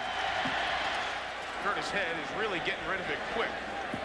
And a tough spot to return it as well. D'Angelo Hall went after it. And it's down at the 15-yard line. Very well done. 58-yard punt with no return. College Football Saturday on ESPN. ACC game, Georgia Tech off the win over Connecticut takes on Clemson at noon Eastern. And College Football Saturday presented by the United States Postal Service. Chris Ricks and the Seminoles take on the reigning ACC champion Maryland Terrapins. Greg Jones helping Ricks. Good 6.7-yard per carry average so far. We'll see Florida State in a couple of weeks on Thursday night when they go to Louisville. They've got Maryland in prime time on Saturday night here on ESPN. Kevin Jones puts his head down. Picked up about 4 yards. Durant Smith out of Soddy Daisy, Tennessee. Made the tackle. You've been waiting to say that. I want to go there. I want to meet the mayor of Soddy Daisy. That's a good sounding place. Kirk, you were talking about that. Look at here. I mean, there's got them all up there. 10. Now they're going to try to run the ball anyhow. But I'm telling you, if they don't get a passing game going pretty soon, they're not going to beat Texas A&M 2 weeks from now. They might beat these guys. There are teams on their schedule that are physical enough to match up against their running game. Jones trying to bounce it outside, then ducks back to the inside. Gets first down yardage out at the 29. Kevin Jones would be a feature back most other places. He's now over 100 yards, 102 on the night. This drive reminds me of the second drive that Virginia Tech had. After they came out, remember the first opening drive, they got cute, they were throwing the ball. Second drive, they went back to 2 tight ends and just ran the isolation, just ran it right up the middle every single time and went right down the field in 9 plays and 90 yards. Here they come. 2 tight ends, 1 receiver. See if they're just going to keep continuing to ram Marshall's defense. I think they got to add Brian Randall as a runner, number 14. Excuse me. Number 3, the quarterback. Put it in the belly of the fullback, Eastland, who is not going to get away like Jones and Suggs can. Durant Smith made the tackle. That's a loss for the fullback. Mostly it's going to be in the hands of 7 and 22, Suggs and Jones. Nicknamed the Untouchables by virtue of an internet poll. More than 4,000 people on the internet were given their opinions as Virginia Tech asked for a nickname for their dynamic duo of backs, and they have been tough. A Virginia Tech player is shaken up, thus the delay. So while they check out the injured Hokie, who I believe is their right guard Luke Owens there, will step out from Blacksburg.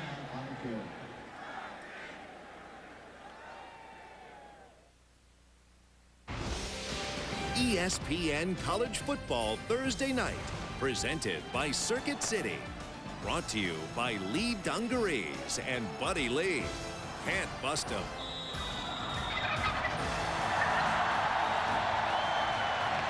Injured Virginia Tech right guard Luke Owens walked off gingerly, but was putting weight on both legs. A very encouraging sight for the fans here at Lane Stadium. 2nd and 13 for the Hokies, leading 20-0 over Marshall.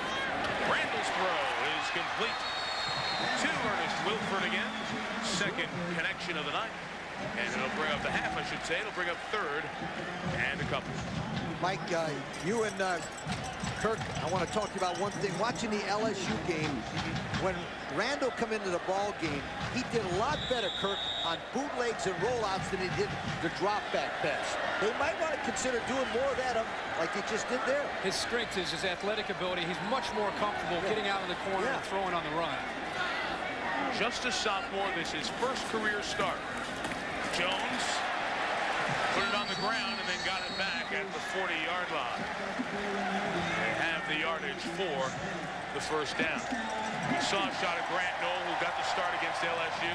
Knoll had surgery to kind of clean out the problems in his knee right after that LSU game. He is available to play tonight, but in all likelihood will not. That would be the best course for Virginia Tech.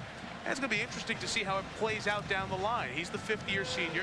He's the experienced guy. And as you see from the numbers, threw it very well last year in a good season for Tech. He had the unenviable task of filling the shoes of Michael Vick. And I think a lot of people saw him and thought, oh, no, they're going to lose a lot. And they did, of course, because Michael Vick is so special. But I thought Grant Knoll, as the whole year went on, played pretty well as a first-time starting quarterback. And his message to the Hokie fans is, you haven't seen the last of me yet. So he feels that by the time this season is over, he'll be back on the field playing. And if his knee holds up, you look at this offense, they can run the ball. Yep. But they need to be able to throw. And I think Grant Knoll gives them that ability.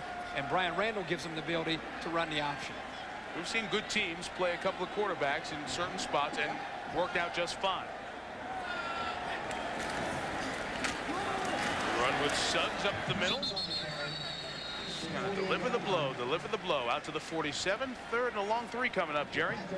Guys, you mentioned Grant Knoll. You know, he tore his ACL, or partially tore the ACL, back on April 17th. They didn't originally scope him thinking it was completely torn, and they wanted to rehab him and give him a chance to play this year, because they went ahead and did an operation. He wouldn't be back until the middle or two-thirds of the season.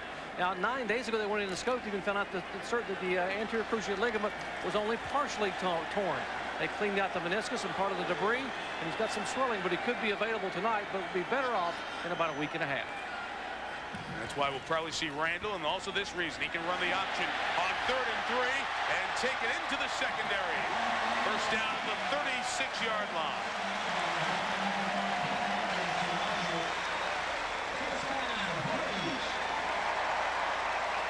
Keep talking about the added dimension that he gives this offense. 3rd and 3, Marshall put everybody at the line, played man coverage, and when you have a quarterback who can make the first guy miss, there's nobody left. And this is just natural athletic ability, cutting back and finding some open space. Right there, probably would have liked to pitch it, but because he was able to cut underneath, look at all the space. Cut back against the grain. There's always big yards there for option quarterbacks. Virginia Tech over 200 rushing yards tonight. Slick, the fullback, picking him up and putting him down to the 20-yard line and a 19-yard line now. First down for Doug Eastlick.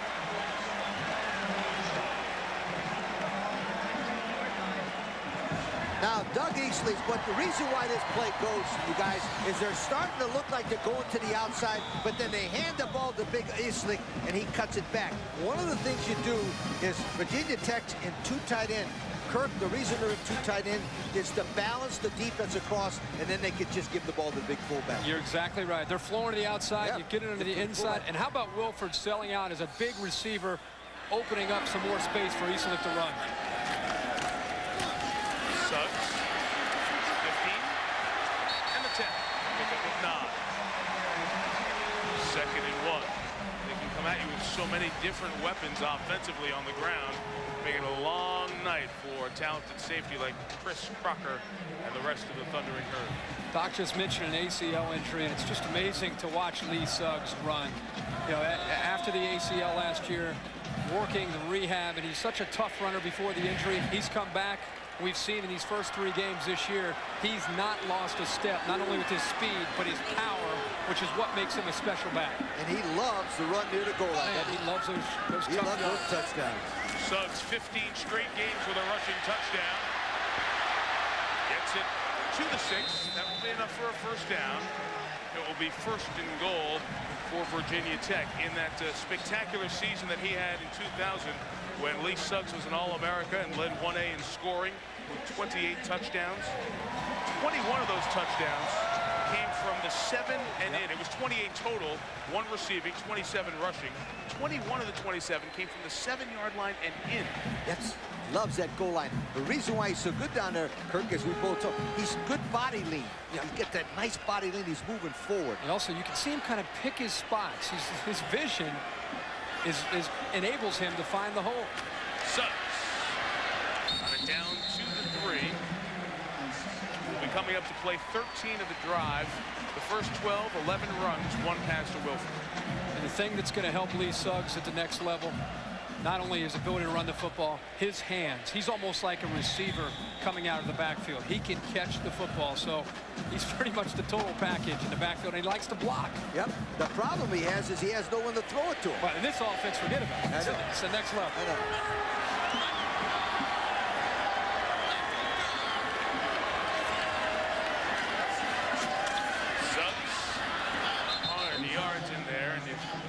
Have to give credit to the Marshall defense. Guys like Duran, Smith, Jameis Martin play 13 of the drive, 12 runs. You're being physically dominated, but you got to answer the bell every time the ball is snapped. Now they got him set up perfectly for the option. Seemed like a half hour ago we talked about, here comes one of those. Yeah. They've just been coming downfield. Yeah, you're right. The option to the outside. Everybody's clogged inside. Yep. I like to give it to Suggs inside. Get him 16 straight games for the touchdown. Option. Randall can't get there. Pitch down at the 1-yard line. Pitch the ball. Lee Suggs walks into the end zone. Lee Suggs is going right over the right guard for a touchdown in this one. Well, they are going to go for it. They'll bring in Josh Spence, another fullback. The jumbo guys in there and have at it on 4th and goal from 1.5 yards out. Now, if they have a play, and I'd recommend they put it in against Texas A&M, fake that Lee Suggs out of there and run that little boot. It's all over. 1 yard for a touchdown. Play 15 of the drive. Toss, Suggs, 6. Touchdown, Tech.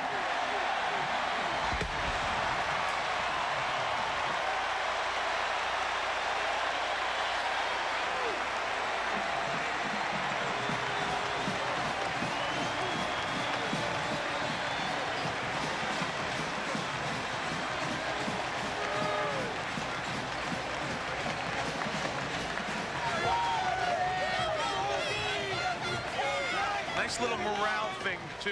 Yeah. Keep his consecutive games with a touchdown run going, even though he was a little tired. It is 26-0. By the book, you go for 2 here, and I think Virginia Tech is doing that just to get some practice going for 2 points. You might as well in a game situation here. Personnel confusion. Now Virginia Tech gets the right 11 in there as they bring their receivers back in. Suggs finding the end zone for the 16th consecutive game.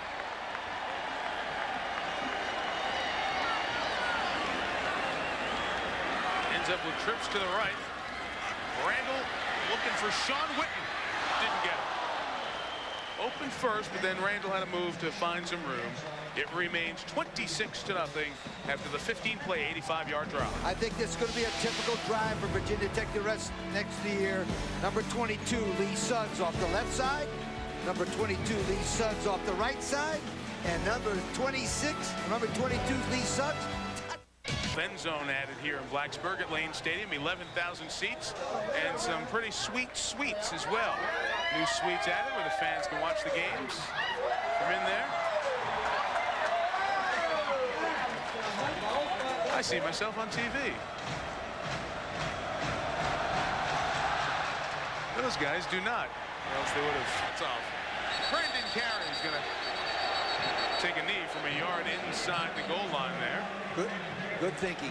You hear the wrath of the Hokie fans. Do you like that drive there, guys? Yeah, it's the kind of drive that kind of puts the nail in the coffin. 15 plays and 85 yards, and of course at the bottom, 14 times they handed it off and just overpowered Marshall in their 8- and 9-man fronts.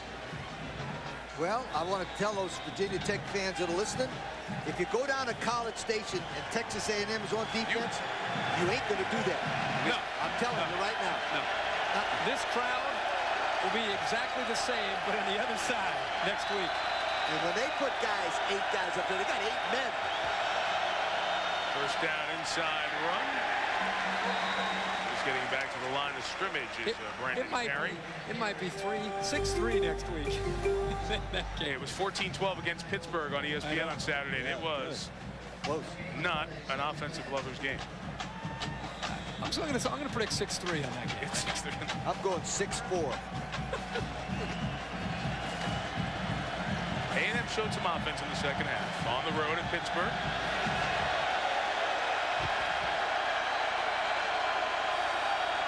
Second and 10 for Byron Leftwich, senior out of Washington, D.C. Pass is incomplete. That last drive.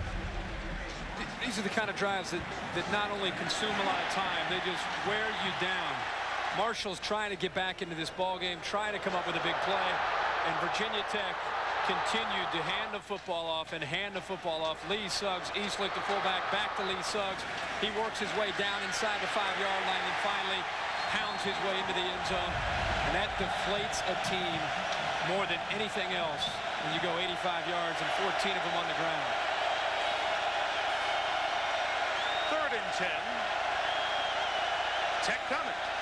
Leftwich got rid of it. The hot receiver was Curtis Jones, but he's shy of the first down on a nice play by Willie Pyle, the free safety out of Alexandria, Virginia. He is the lone senior on the starting defense, the unquestioned leader of Bud Foster's defense, a 3-year starter. I love Willie Pyle as a player, one of the best free safeties in the country. You know what? We haven't called his name tonight because this isn't his kind of game. Next week, he'll have some fun against Texas A&M when he gets to have a chance to come downhill and light somebody up. Tonight, it's all about the pass. Marshall has done a very good job of making Virginia Tech's kick blocking a non-factor. Look out for D'Angelo Hall, who is excitement with the ball in his hands. Wrapped up with 3 flags down, now 4. We had at least 1 push in the back, and we'll check what the other flags are as Hall is brought down at about the 41-yard line. Tap in there. Been involved a couple of times in some flags tonight. Well, those of you just tuning over to get a peek at Byron Leftwich, the Marshall star senior quarterback. He played pretty well in the first half. He has been quiet here in the second half, but Virginia Tech's stifling defense, its dominating run game, and the atmosphere of Lane Stadium have been far too much for a Marshall team that probably isn't as good as the number 17 ranking in the country. Early season against their competition in the Mid-American Conference, they'll be okay as the season goes on, but stepping out of the league to play probably a legit top 15, top 10 team in Virginia Tech. They're just overmatched here tonight.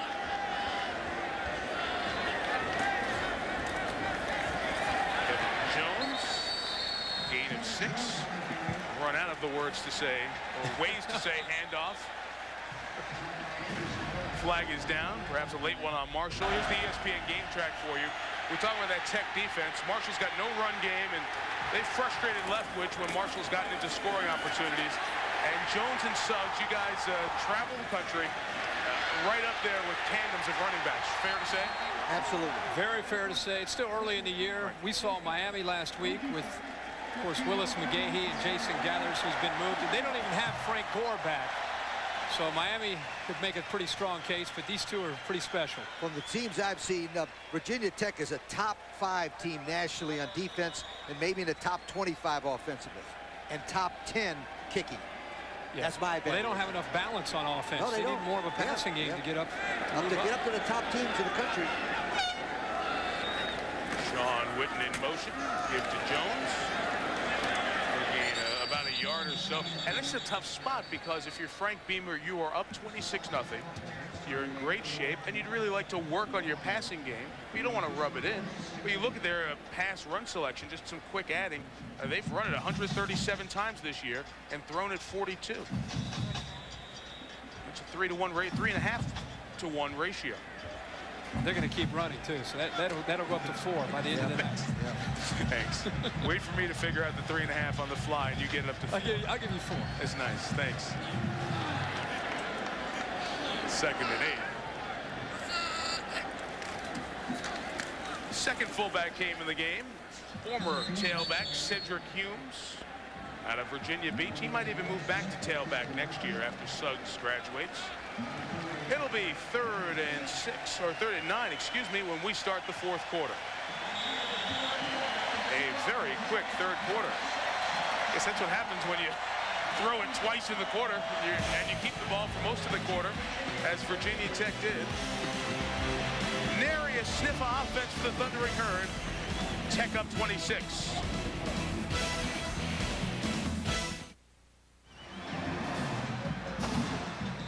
I guess that would be this man's version of the Hokie Pokey. Virginia Tech Hokies leading 26-0. Oh. Maybe he's a dance team alumni or something. No. Didn't you have a band alumni day in Columbus this past week? Randall throws complete to Sean Witten. First down, knocked out at the 35. 16-yard pickup. Confidence building in the passing game there. Witten has the best hands on this team. Back from a broken leg last year. Talking a lot about Brian Randall, Grant Knoll. Brian Randall in the LSU game that Lee talked about, just being out on the field against a quality opponent, he gained a lot of confidence. You know, he's been working hard to one day be the starting quarterback for Virginia Tech, but all the work in practice doesn't come close to that game experience that he received against Nick Saban's bunch here 10 days ago. And play action pass. Get him some confidence throwing the ball. For Terrell Parham, incomplete. Senior out of Florida, Bartow, Florida. Parham couldn't pull it in. Good throw. Marshall had just 11 yards, 6 plays, and no first downs in the 3rd quarter. Been a long time since we've seen the Marshall offense like that, without able to get anything done at Marshall University Stadium. That kind of sent most of them out to town. He's still hanging in there with the herd. That's good. All right. They're going to go get back in front of a good seat for Sports Center. Maybe stop at Bobby Pruitt's Steakhouse for dinner. Coach Pruitt has a really good steakhouse. We enjoyed our meal there when we went to Marshall a couple of years ago. Suggs to the 1-yard line. Almost had it. Give him 34 yards. What a tough runner. Roberto Terrell took the worst of it. What a tough runner. Watch him break the tackles here.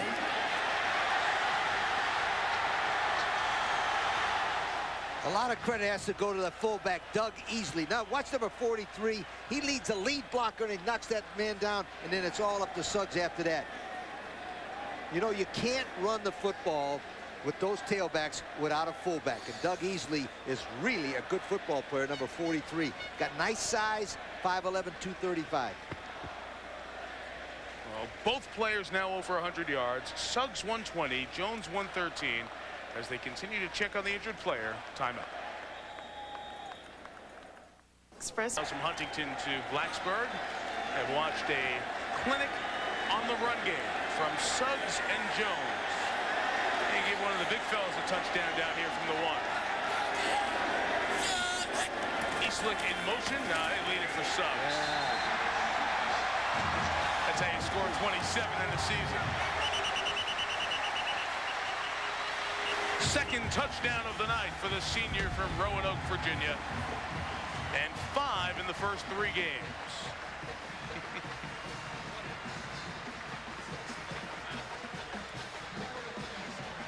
$32-0.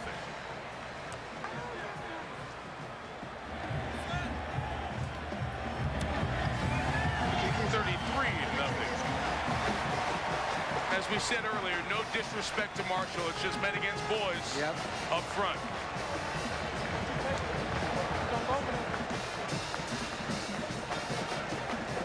You know, Marshall has got a good football program. Bobby Pruitt there is playing the best teams. Let me give you a hint. 203, they play at Tennessee and at LSU. 2004, they play at Ohio State and at Georgia. Bobby is not afraid to take this Marshall football team on the road, play people, but he's not going to play at Tennessee, LSU, Ohio State, and Georgia and beat any of those football teams unless he can get a lot better recruits, and he's not going to get them because they're not going to go to Marshall. Well, not to beat those teams. You got to get a better defense. When Marshall had their great teams with Chad Pennington, it wasn't just Chad Pennington. They had defenses that could play and that could run. And Byron Leftwich plays quarterback. He doesn't play defense. They need defense to play with the teams you're talking about. You admire him for scheduling these teams, but you don't just schedule them. You got to beat them. If you want to gain respect and you're trying to build a program up to gain respect nationally, just like BYU did a long time ago, you don't only schedule them, you have to beat those teams. Right. John Mullerup's kickoff. The return, no, not returned by Wilbur Hargrove. No. Good move. Taking it out to 20. Lee Suggs might see him in the NFL next year. Sunday Night Football after NFL prime time. Rich Gannon and the Raiders beat Seattle week 1. Cordell Stewart and the Steelers lose to New England on Monday night. Looks awful. I love the Shaft music too here, huh? You like that too? I like the promo there. Yeah, I love it. Well, Cordell wasn't grooving in New Gillette Stadium in Foxborough. Intercepted on his first 2 series. Intercepted 3 times for the game. Sacked 5 times by the reigning world champion New England Patriots, but we'll see him try to bounce back in the home opener against the Raiders on Sunday Night Football. Leftwich in there and loading up, complete to his tight end, Jason Rader. He's a transfer from Georgia. As Marshall gets into the meat of its conference season, Rader will be a good addition. Guy who had to take off last year as he transferred from Georgia. Of course, you think of Georgia and Marshall, the immediate name that comes to mind is Jim Donnan, who now works with us at ESPN, on ESPN News on the weekends. Jim was the head coach at Marshall and then moved to Georgia from Huntington. It's a first down out to the 40 for Curtis Jones. First down this half. I think one of the challenges Marshall's going to have starting next week and moving throughout their season is they had a lot of aspirations about this game. They were convinced coming into this game that they were going to shock the country and win this game. There was no doubts about it in their mind that they were going to win this game. If they get shut out tonight, you got to wonder about picking up the pieces and still going on to have a great year, because I think they wanted to get into the mix with an undefeated year, and losing this game is going to hurt their psyche. From the 42, it's Rader again. Another first down. This one to the 43-yard line. Billy Hardy in there for Virginia Tech. McCall McKee, middle backer, in there also. One of the most impressive things about Byron Leftwich to me is the fact that he goes back to his neighborhood in Watts Branch Community Center in Washington, D.C., and he wants to be a role model. He wants to be a hero to those kids. And to me, this man's an excellent football player. But you know what? I think he's even a better person off the field than he is on. He has great football characteristics and terrific character as well. Pass is caught by Darius Watts to the 35-yard line. Dr. Jerry Punch. You talk about Brian Leftwich's character. Last night I sat in the hotel room in Roanoke and talked with Brian, and I asked him, I said, what of all the things you've done at Marshall, what are you most proud of? They expected him to talk about a bowl win or a great touchdown pass. He said, you know, without hesitation, he said, I'm most proud of the fact that I am 3 credits away from graduating. In December, I will graduate, and I will give my mother something I never thought I'd ever be able to give her, a diploma from college. He said, that's what I am the most proud of my time here at Marshall. I didn't like a kid like that. What a great kid. Special kid he is, Jerry. 2nd and 2. Got time to throw. Down to the 9-yard line. So they are not mailing it in here tonight. They are working it down the field nicely. That was Davis that time to get it down to the 9. Leftwich with a good performance tonight, or maybe later on this season if they go 9-2, 10 or 9-2 or 10-1, could join Randy Moss and Chad Pennington as Heisman finalists. The invitation to New York for a Marshall program that was a 1AA power in '96. They moved to 1A and might have 3 Heisman finalists in a 6-year span. Leftwich, touchdown to Watts. Well, they're able to move down the field and put points on the board. Darius Watts catches his first touchdown on the season, and Leftwich a perfect 6 of 6 on that drive. It's pretty quick. Bang, bang, bang, and Leftwich has his team in the end zone. Quick slants, kind of a skinny post, gets behind coverage, and the ball, all 6 of the completions right on the money, and the receivers held on. And what I like most about them, they're a tight spiral. They don't flutter. They go through. That was not full-out second-team defense either. Virginia Tech had a bunch of people who have been on the field already tonight. Byron Leftwich showing some of the skills that may have him one of the top quarterbacks in the country. ESPN College Football Thursday night, presented by Circuit City. We know how you feel. That's why we're here. Circuit City, we're with you. Truly our pleasure to bring college football Thursday night presented by Circuit City back to Blacksburg. Great fans, wonderful hospitality, good weather, no thunderstorms in the area. Virginia Tech leading Marshall 33-7. Deep kickoff. Richard Johnson's going to test the waters and get pushed out of bounds at the 20-yard line. The nickname of the Tech running backs, the Untouchables. They've had a big night tonight. Both backs over 100 yards. Kevin Jones has shown his great speed. And one of the things I like about Lee Suggs is he runs behind his pad. See, he's got that pad forward, runs right over people. Lee Suggs has picked up some tough yards and has found his way into the end zone twice as the Hokies have dominated this game on the ground. See their numbers. Both over 100 yards here tonight. Virginia Tech is approaching a 7-yard per carry average. Let's put the hammer down. Good old style football. Jones bounces this one to the outside and took nothing, perhaps a loss of yardage, and turned it into a 4-yard gain. Dr. Jerry Punch. Guys, when Kevin Jones was a senior in high school, he and D'Angelo Hall met here at Virginia Tech at a high school track meet. They decided at that time they were both being heavily recruited. They wanted to go to the same college. Well, they decided when D'Angelo narrowed it down to his final 3, it was Florida State, Michigan, and Virginia Tech. Kevin Jones told me his final decision was going to be Penn State. But when D'Angelo committed to Virginia Tech, he called him, and they both decided on that same night to become Hokies. That's one of Frank Beamer's favorite bedtime stories. It's a good duo to get the same phone call, huh? They were arguing yesterday, weren't they, about 40 times and who's the fastest? Jones gets the first down as he turns the corner.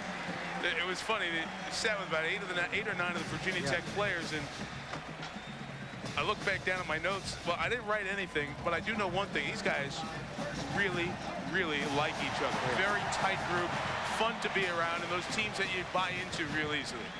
I made the mistake of saying who's the fastest on the team, and Kevin Jones jumped in, and then D'Angelo Hall. And then they got serious. Kevin Jones takes out the cell phone.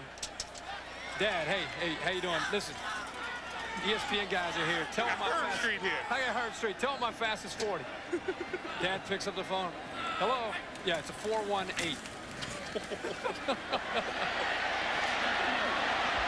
Here's some of that speed on display right there as he picks up about 6 yards. Kevin Atkins pushed him out of bounds. The thing I like about him the most is last week against LSU, he made 3 tackles on the special teams. I mean, how many times do you see an All-American tailback, a gunner on the special teams? Only at Virginia Tech. Only at Virginia Tech with the head coach, coaching special teams. They use the starters. The starters want to be a part of the great tradition of special teams here. Well, as a matter of fact, Jones came out of the game on 3rd down because they were resting him for 4th down and punt. And he was right there on that punt return and made the play. Suggs back in the game. He gets it out to the 39-yard line. It will be 3rd and 1. The main reason that those 2 players see themselves on special teams, so many of the starters are on special teams units, is because the head coach, Frank Beamer, is the one who runs the special teams at Virginia Tech. And you've heard the stories before about why Frank Beamer gets all his good players on special teams. I thought it was interesting why he took over the special teams. He had about 6 assistant coaches leave over time. They all coach different parts of special teams. And so instead of passing it along to another assistant, why don't I take it over? As time went on, that's built the tradition that has turned into the most menacing special teams group in the country. First down for Suggs at the 42-yard line. I just can't get over Virginia Tech has over 300 yards rushing now, and they've been running into an 8 8-man front the entire football game. Remember, though, the reality. I know it's Marshall, but okay, Marshall was one of the worst defensive teams in the nation against the run. Last year. They're a little bit better this year. You know how it is. I mean, we have 8 or 9 bodies up in the box. These guys are college players on scholarship. I mean, that's still impressive.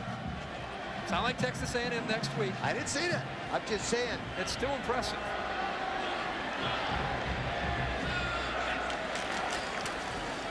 Jones. A couple of hands on him there. Finally cleaned up by Jameis Martin, just a couple of yards. You go back to the special teams for a second. They are up there nationally in blocks under Frank Beamer. #1, air right up there with them. I thought it was interesting that every year in college football, people go visit people. You go call your friends. You go see what's hot, what's new. What can I add to our team's package, offensively or defensively? Well, a lot of people came to Virginia Tech after their unbelievable kick blocking year to see why does Virginia Tech do it so well on special teams, and what can we learn from them? 2nd and 9. Randall keeping on the option this time. Down at midfield. Thought it was by the face mask, but it was not. And it'll be 3rd and a couple coming up. So after they had that great kick blocking year, Blacksburg was a very popular destination, wasn't it? Yeah, they had what, over 30 coaches came in and visited. And a lot of these guys started to talk to other coaches around the country, and some of these guys started to have success the next year. They're calling, writing notes to Frank. Hey, thanks for the inside scoop. Meantime, that year, they had their fewest kick blocks in the Beamer era since his team has turned good. So he said from now on, he's not giving them the A material. That's right. He said you tell only certain things. Not the good stuff. But who came to visit this year?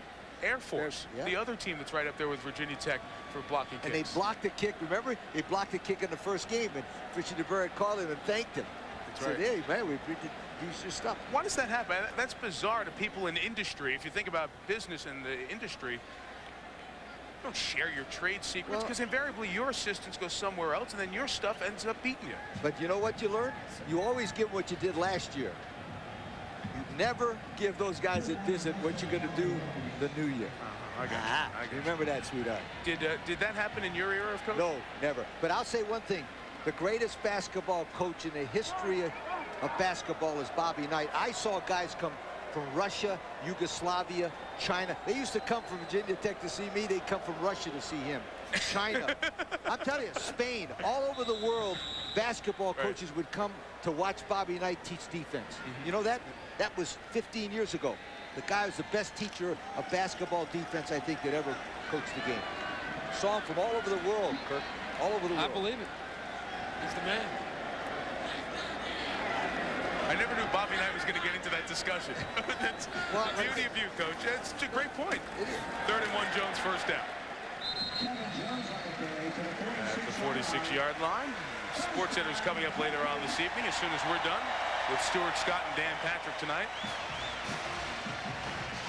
All the updates of the baseball pennant races. You know, there's not many fans like Virginia Tech fans. It's Kirk and I are sitting up here, and it's 33-7, and nobody's going home. That means the traffic jam outside will never get out of his place back to the Roanoke. I said it's break 33-7, and it's still jam-packed. Yo, go on home. For the record, on College Football Thursday night, presented by Circuit City, Lee is thinking about the escape. Yes. Well, Suggs pops it to the outside, and he escapes. Lee Suggs.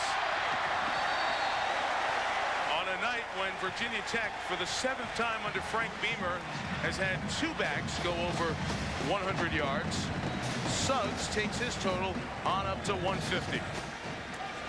Good blocking, but of course, again, it's Lee Suggs' strength to break the tackles. And once you break a tackle against an 8-man front, there's a lot of room for Lee Suggs to hit the corner and pick up more yardage. That's one of the dangers when you play that 8-man front. About that run-pass mix that we saw earlier. They threw the ball once here in this quarter, the first play. Give to the fullback, and Josh Spence able to carry at that time. He's the reserve fullback, backs up Kieslick. Down to the 3rd stringers now. We'll break down Byron Leftwich's night coming up on SportsCenter. Give you our impressions of seeing the senior quarterback, who still might be the best quarterback in America. Randy Moss answering his critics. A little conversation from Minnesota, and Cards and Astros showing down as the days get later and the opportunities get fewer for Houston, chasing St. Louis in the National League Central. Dan and Stu coming up with SportsCenter after the game. 2nd and 6 from the 16. Jones takes it down to the 8-yard line. That was the 11th play of this drive. To go with the 9-play drive and the 15-play drive.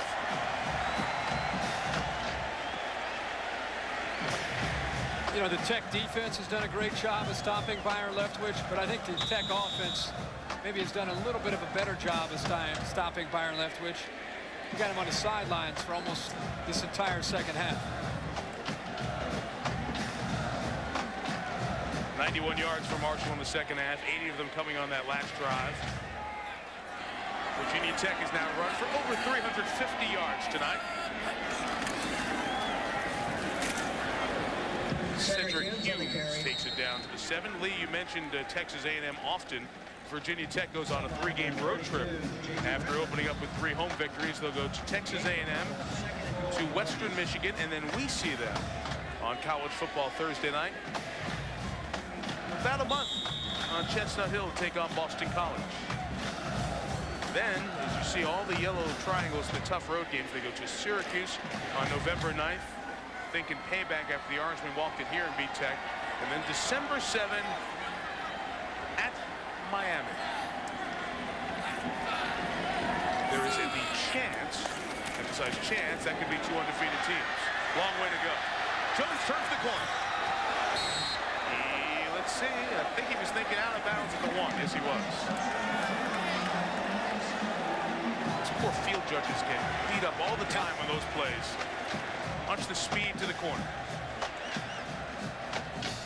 Not only the speed, but the move to pop it out there.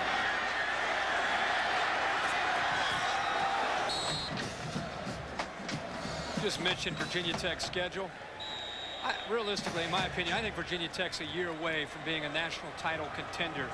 Most of this team comes back, and they get the turnover with the schedule. Miami, Boston College, Syracuse, they all have to come in to play the Hokies in Lane Stadium. It's a young team. Jones for his 3rd touchdown of the night.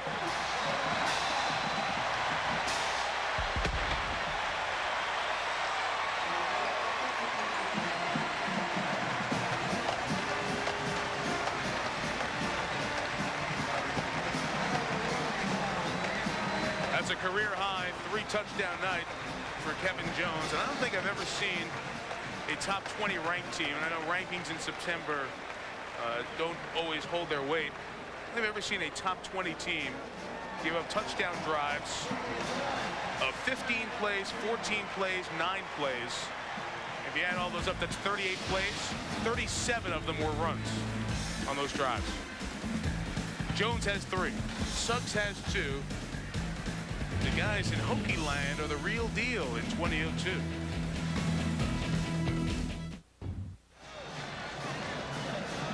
A lot of push-ups for Virginia Tech fans this year. 129 to 22. They have dominated their opponents in the first 3 games. I want to say thanks to God. And what's up, y'all? Blacksburg, I love y'all. Home, I love y'all. Hey, what's up, bro? Hey, Baltimore represent. My boy Zach. It's all good, dog. Coming right, though. But Harm can't say. Jones has 3 touchdowns tonight. He's the only one we can hear from. This one's not coming back either. Touchback. Byron Leftwich was impressive in the last drive, 6 of 6. What did you learn about him tonight, Kirk? You look at the score, it's 40-7. What we learned is he's the real deal. His numbers aren't impressive, 22 of 38 for 289. He had 5 drops tonight, but you saw the real Leftwich in the last drive. Took his team right down the field, 6 for 6, touchdown. And look at the spiral, look at the arm strength. And he's had a tough task to go up against this defense, but he's hung in there. And I tell you what, as far as winning the Heisman Trophy, forget about it. At this point, after losing this game, for him to get invited to New York City would be a great honor for Byron Leftwich because he plays at Marshall and he plays in a MAC. Marshall's had the ball for 4.5 of the 24.5 minutes since halftime. That pass is incomplete. We talk about Leftwich potentially getting to New York as one of the Heisman finalists, and we showed you earlier Randy Moss and Chad Pennington. Consider, if he goes, that would be 3 Marshall players in 6 years.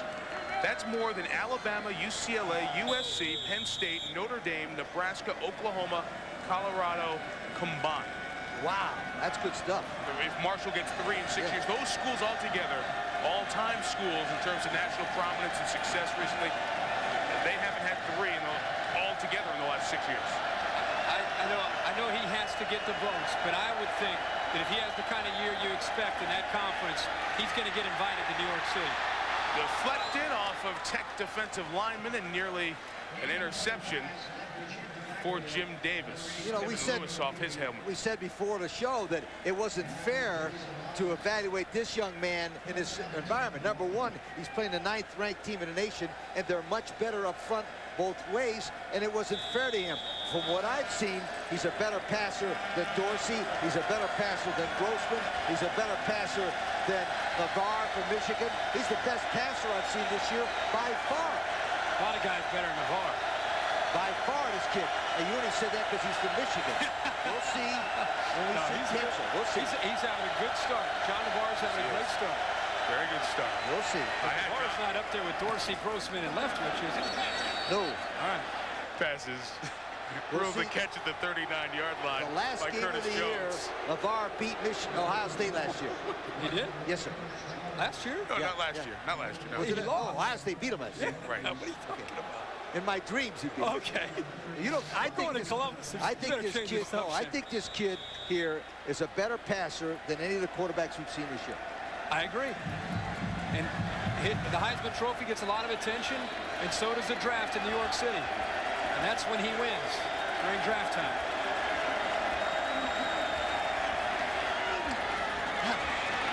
Strike again to Josh Davis, and the NFL scouts do have him rated. It is early. They have him rated as the #1 quarterback and the #1 overall player in the draft. And when the NFL guys get him, they're going to see not the perfect, ready to drop into your system quarterback. He's going to have some work to do fundamentally. Who is anymore? I mean, you don't see college quarterbacks step into an NFL system and start in the first year unless a team is desperate. I think for him to get under, you know, a quarterback who's established, learn for a year or two, he's going to be a phenomenal NFL quarterback. It's just going to take some time. You know, I want Pyle with the big hit, and the flag comes in as Josh Davis couldn't hang on. They're trying to protect what they call unprotected receivers, and the way Pyle hit Davis as he was prone there is the reason that flag came. That's a tough call on Pyle. If that, in fact, was the flag. Maybe it was interfered with earlier. I don't know.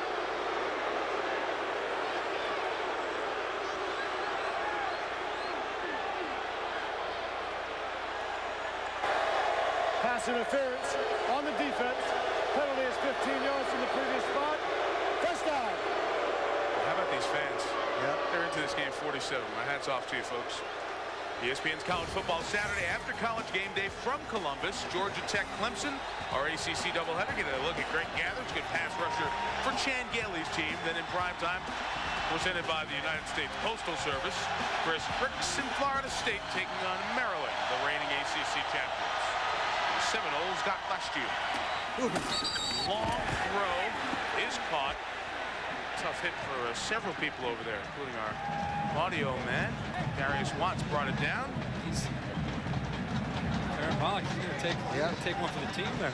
You know, Mike, you and Kirk, I watched a kid named Dante Culpepper play a lot of years at the University of Central Florida. And he went on and played in Minnesota. It's the same size. This young man, Byron Leftwich, is a better passer than Dante Culpepper, but he cannot run with the ability that Dante Culpepper. But he's got the arm strength, the size, and he's a better passer. I think he's, you're right. From a passing standpoint, he's got a better touch, and he's more accurate. I don't think when he's had time tonight, he's put the ball right there every time. But Culpepper was a better runner than a scrambler. Look at that throw. Perfect touchdown pass to Denaro Maria. 40-13 the score. Kirk, that was similar to the play you talked about earlier, throwing it before the receiver made his break, veteran quarterback things that you see out of Leftwich that you love. Yep, relationship with the receiver, looks to the right, comes back to the left, throws the ball. And I don't think has he thrown a ball that hasn't been a spiral in it? Nope. I don't think so. I'm sold. I know it's 40-13. You know, they're sitting at home saying, "Are these guys? What are these guys talking about?" Yeah. He's losing 40-14. And they've been here for the last 4 hours. Yeah, it's real deal. Well. 54 points scored here on College Football Thursday night. 4:20 to go.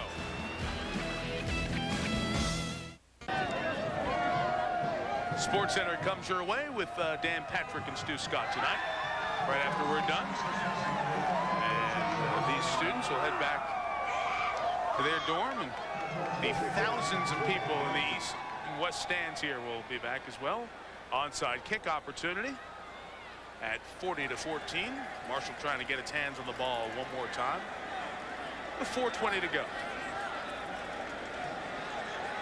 Make sure you have to have at least 4 people on one side of the ball. They kick the other way off the hands of Sean Witten. It bounces free. D'Angelo Hall was at the bottom but couldn't come up with it.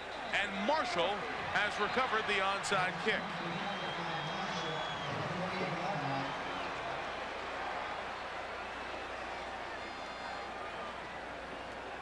Frank Beamer will do some special teams work with his guys, as Brad Bates was at the bottom of the pile and came up with it for Marshall. Frank Beamer's program, we talk about the special teams work. You see what they have done record-wise. 24 wins in a 5-year stretch. There's some dark days around Blacksburg. And Frank Beamer has been around to see success of the program, playing the national championship game. Tonight his jersey retired, honoring his playing days and a testament to his coaching success as well.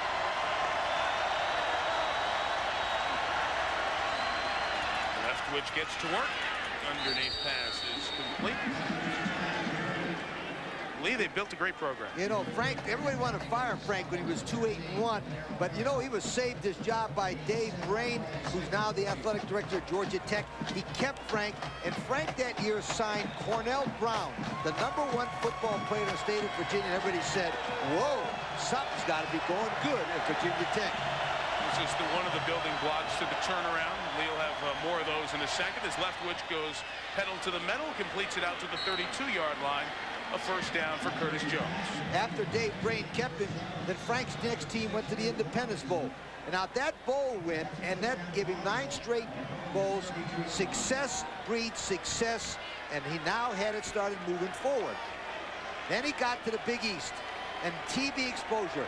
Frank loves Thursday night games because it gives him a chance to show his football program to everybody in the nation. Show these loyal fans hanging around at a game that was 40-7 a few minutes ago and cheering for their defense like it's 40-34. They're lighting up Leftwich on this drive as well. Denaro Marriott with the catch. 29-yard line. Second down coming up.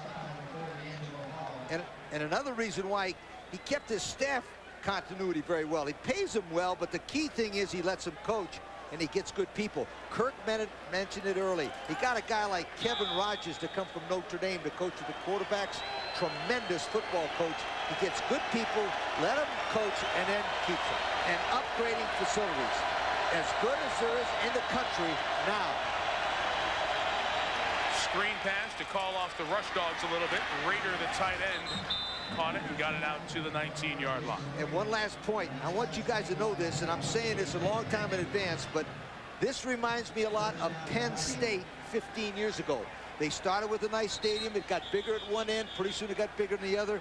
Frank is putting this program together, and I would not be surprised within the next 4 or 5 years that Frank builds this program into a national championship team. They'll put the stadium bigger, get better facilities, and Virginia Tech will be like Penn State 10 years from now. Mark my words. It's exactly the same way Penn State built the program.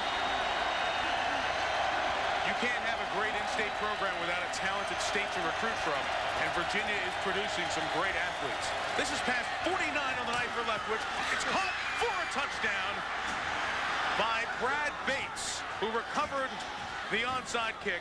So the total effort by Marshall gets them within 20. Leftwich took a bunch of hits there, but hung in there to go over 400 passing yards on the night. Again, he just doesn't give up. You're going to look back in 2 months and say he was 31 of 49 for 406 yards. With 5 drops. Against Virginia Tech. Here. Leftwich took a bunch of hits that time. 40-21. He's the real deal, my people. Staff over there. He was hobbling around after getting hit a few times on that drive, but he's really brought his team down the field nicely the last couple of drives. Sure, Virginia Tech's defense is a little different in philosophy at this point in the game, but it doesn't mean that the passes are easy to throw like a 7-on-7 drill.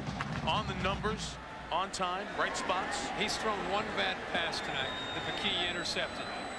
Everything Another else, onside kick try, and this one, sorry, but D'Angelo Hall's going to take care of it. Everything else, when he's had time to throw, has been right there.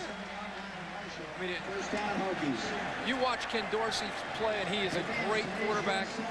But one of the toughest things for all Rex Grossman, all these guys, is you're going to miss a couple throws here or there. Now, you're the only person here qualified because you have faced the live bullets of throwing in Division I. Is that the most impressive part, how accurate he has been on every pass with this many passes against this kind of defense? Well, I think it's a couple things. I think it's his accuracy, but it's also his attitude. I mean, they got down early, and he kept coming back. He kept trying to bring his team back. But Kevin Jones turned the corner and got out of bounds at the 26-yard line.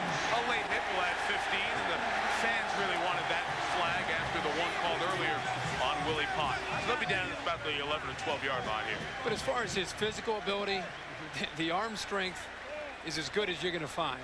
The accuracy is there. He anticipates well for a college quarterback, which is something they really work on hard when they get him up to the next level in the NFL. He's already doing that. He's got a great mind for the game. He studies the game.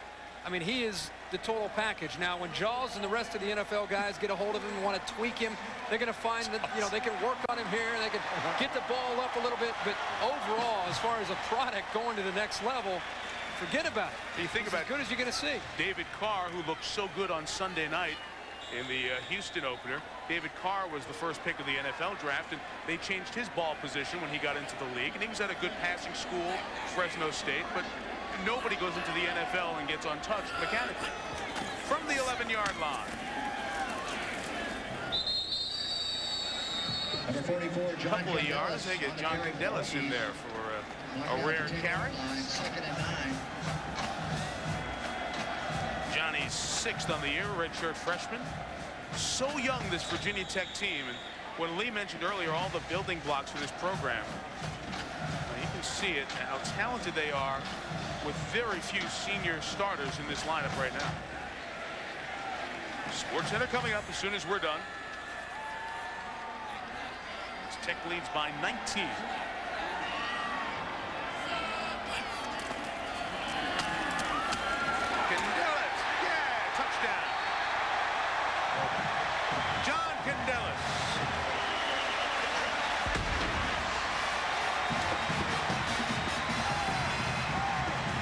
Okay, a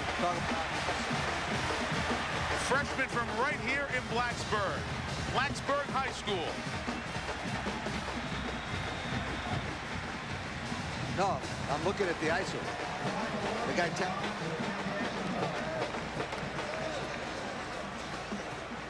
Dave Christ, the coach at Blacksburg High School.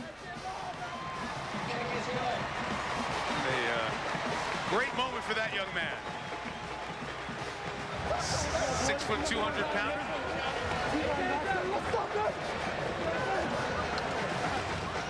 That's an exciting moment for him as Virginia Tech extends out to a 47-21 lead. What are you doing? I'm doing this because, listen, besides Texas A&M, Virginia Tech has one of the great ROTC programs in America. And I had lunch with General Jerry Allen, Colonel Rock Rosick, Captain Jim Smith. And I'll tell you what, they had a halftime show was as good as anybody. And what I'm wearing is their hat. And if you'll notice, Mike, see what it says?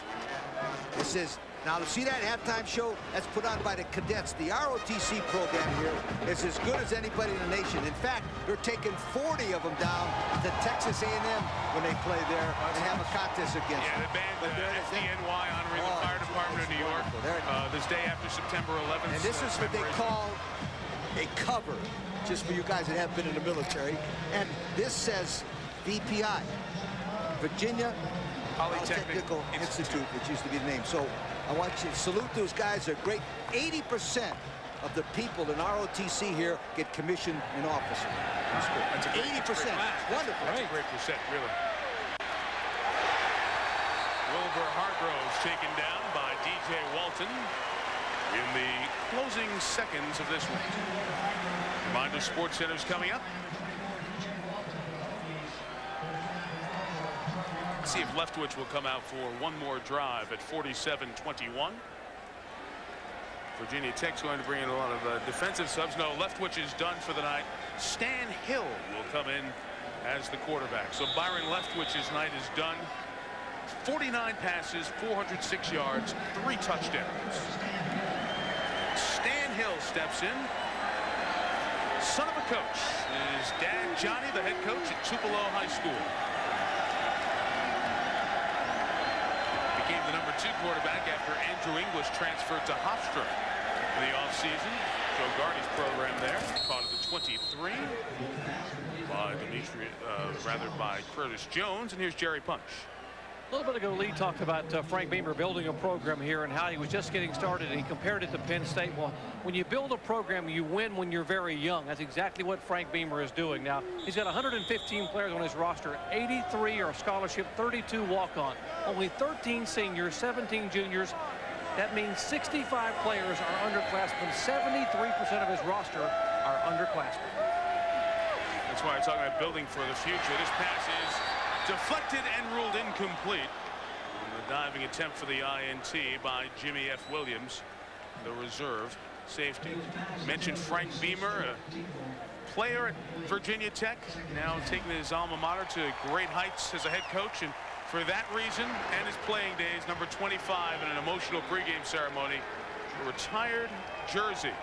Looks like Michael Vick's jersey was retired. And Frank's entire family here. Obviously, his wife and daughter live here. His son, Shane, who is a graduate assistant coach at Tennessee, also here to honor his dad tonight. Always very easy to root for the good people to succeed, and he is great people. And also behind this program is an athletic director named Jim Weaver. In the region I mentioned, Penn State, Jim Weaver played at Penn State, was with Joe Paterno, and he's using Penn State as a model to get this program up to one of the great programs in the country. Yeah, and Jim Weaver is a hands-on athletic director that really believes in trying to help the coaches, helping his coaches out. They had a vision with these facilities. They kept talking about it every time we would come in. Yeah. They were showing us the drawings. And now it's a reality. It's not only the stadium and the suites at the south stands, but also the football offices, what they've done, a little museum on the inside. It is really, really nice. And to be able to compete with the elite programs in the country, you have to be able to do that. I thought they were just trying to keep the architects in business here in the Roanoke, Blacksburg area. All the times we'd see these diagrams. This south end zone off to our right that you're seeing the shot of is phenomenal. And they're talking about redoing the west side of the stadium, which is the side where the press box is. The near side, as a matter of fact, $48 million proposal to expand the west side was approved and could be done as early as 2005. We look forward to that, and perhaps a TV booth on the 6th floor instead of the 10th. Pass caught by Curtis Jones. One thing also, that because there are some rumors around here, the fact that Virginia Tech had to cut their budget by 8%, the total school, but this is all private money. This is money that Jim Weaver, Frank Beamer, and his men go out and raise. It's not taking away from the academics institution at Virginia Tech. Gentlemen, you are, of course, off to that early Friday morning flight, as always, for a Herbie home game, college game day, from the banks of the Olentangy, the old horseshoe, before Ohio State, Washington State. Ball was hit. This is caught by Joe Stiefel, the backup tight end. If I'm not mistaken, I heard a rumor that Jake and Ty Herbstreit might be showing up, huh? They might make a cameo. Twins? Yeah, the Twins might pull out. They may make a cameo. It'd be great to see them here. That'd be a great scene. Marshall is taking the time out. This is their opportunity to get Stan Hill some experience running a 2-minute drill. That's why they're taking these timeouts here with 26 seconds until sports end. Good time for them to run the football, I think. Work on that ground game. Really try to eat some clock up. Next week, college football Thursday night presented by Circuit City will be in Starkville, Auburn, and Mississippi State. A good SEC Thursday night game. Little Deweys. Oh, yeah. Little Deweys. The early call has gone out to Little Deweys. Little Deweys. We'll be there. We'll be there, Little Deweys. Little Wednesday night, Little Dewey. Little Thursday night, the game. You guys have a good time. Take care of Mr. Fowler. Don't beat him up too much. Next Thursday night. Chris always loves to go. There's something about Starkville that Chris's favorite stop. He tells us that every time we've seen him. That'll be a good SEC game. Auburn, Mississippi State. Gonna need it. Can't wait to see Carnell Williams. There's the ground game. There they go. Coach Herbstreit gets it done. Good call. Wilbur Hargrove. They're excited about him in the future. He gets it out to midfield. Stay in bounds. Sorry, I'm not going to be with you in Starkville. Golf assignment in Ireland, but I'll.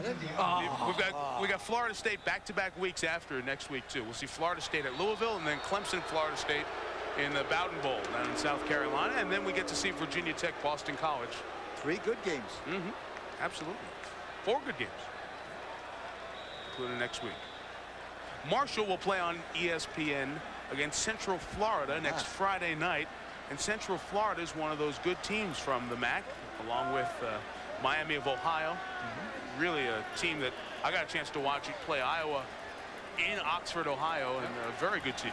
It's Central Florida's first year in the MAC. Yes. They played Penn State and Arizona State. Now they get Marshall. Tough way to start. I'm telling you. The quarterback's banged up a little bit, too, yes, right? he is. They gave Penn State all they could handle, but Arizona State outrun them. Delay of game here. Terrific weekend of football. It's one of 5 games with matching top 25 teams. The game you're going to be at, guys, so Ohio State and Washington State, Colorado, Southern California, Notre Dame, Michigan, Nebraska, Penn State at night, part of Yardstick Saturday. Get 2002 going. Shake out some of those early season rankings. Ball down. I believe Virginia Tech has it, and they do. They can add to their turnover total. And close this out tonight. We'll have some thoughts on Byron Leftwich coming up on SportsCenter. For those of you who might have been tuning in late, the guys will break down their impressions of the highly touted senior quarterback. I walk away believing that Virginia Tech is worthy of its top 10 ranking. Still unclear, and you'll find out more next week as they go to A&M to take on the Aggies of R.C. Slocum. If they can do enough in the air to win a game. But you always have to win a game in the air at some point in the season, right? Oh, absolutely. Yeah. Once they get into conference play, and even next week, of course, at Kyle Field, it's going to be not quite as easy to run for 396 yards against the Aggies on Kyle Field. Will Hunt came in to take the final snap, and we say goodnight from Blacksburg after Virginia Tech improves its record to 3-0, winning by 26. Byron Leftwich throwing for over 400 yards. For Lee Corso, Kirk Herbstreit, Jerry Punch, Mike Tirico, we'll see you on SportsCenter in a few minutes. This has been a presentation of ESPN, the worldwide leader in sports. For more, log on to ESPN.com. Now here come Dan and Stu with SportsCenter.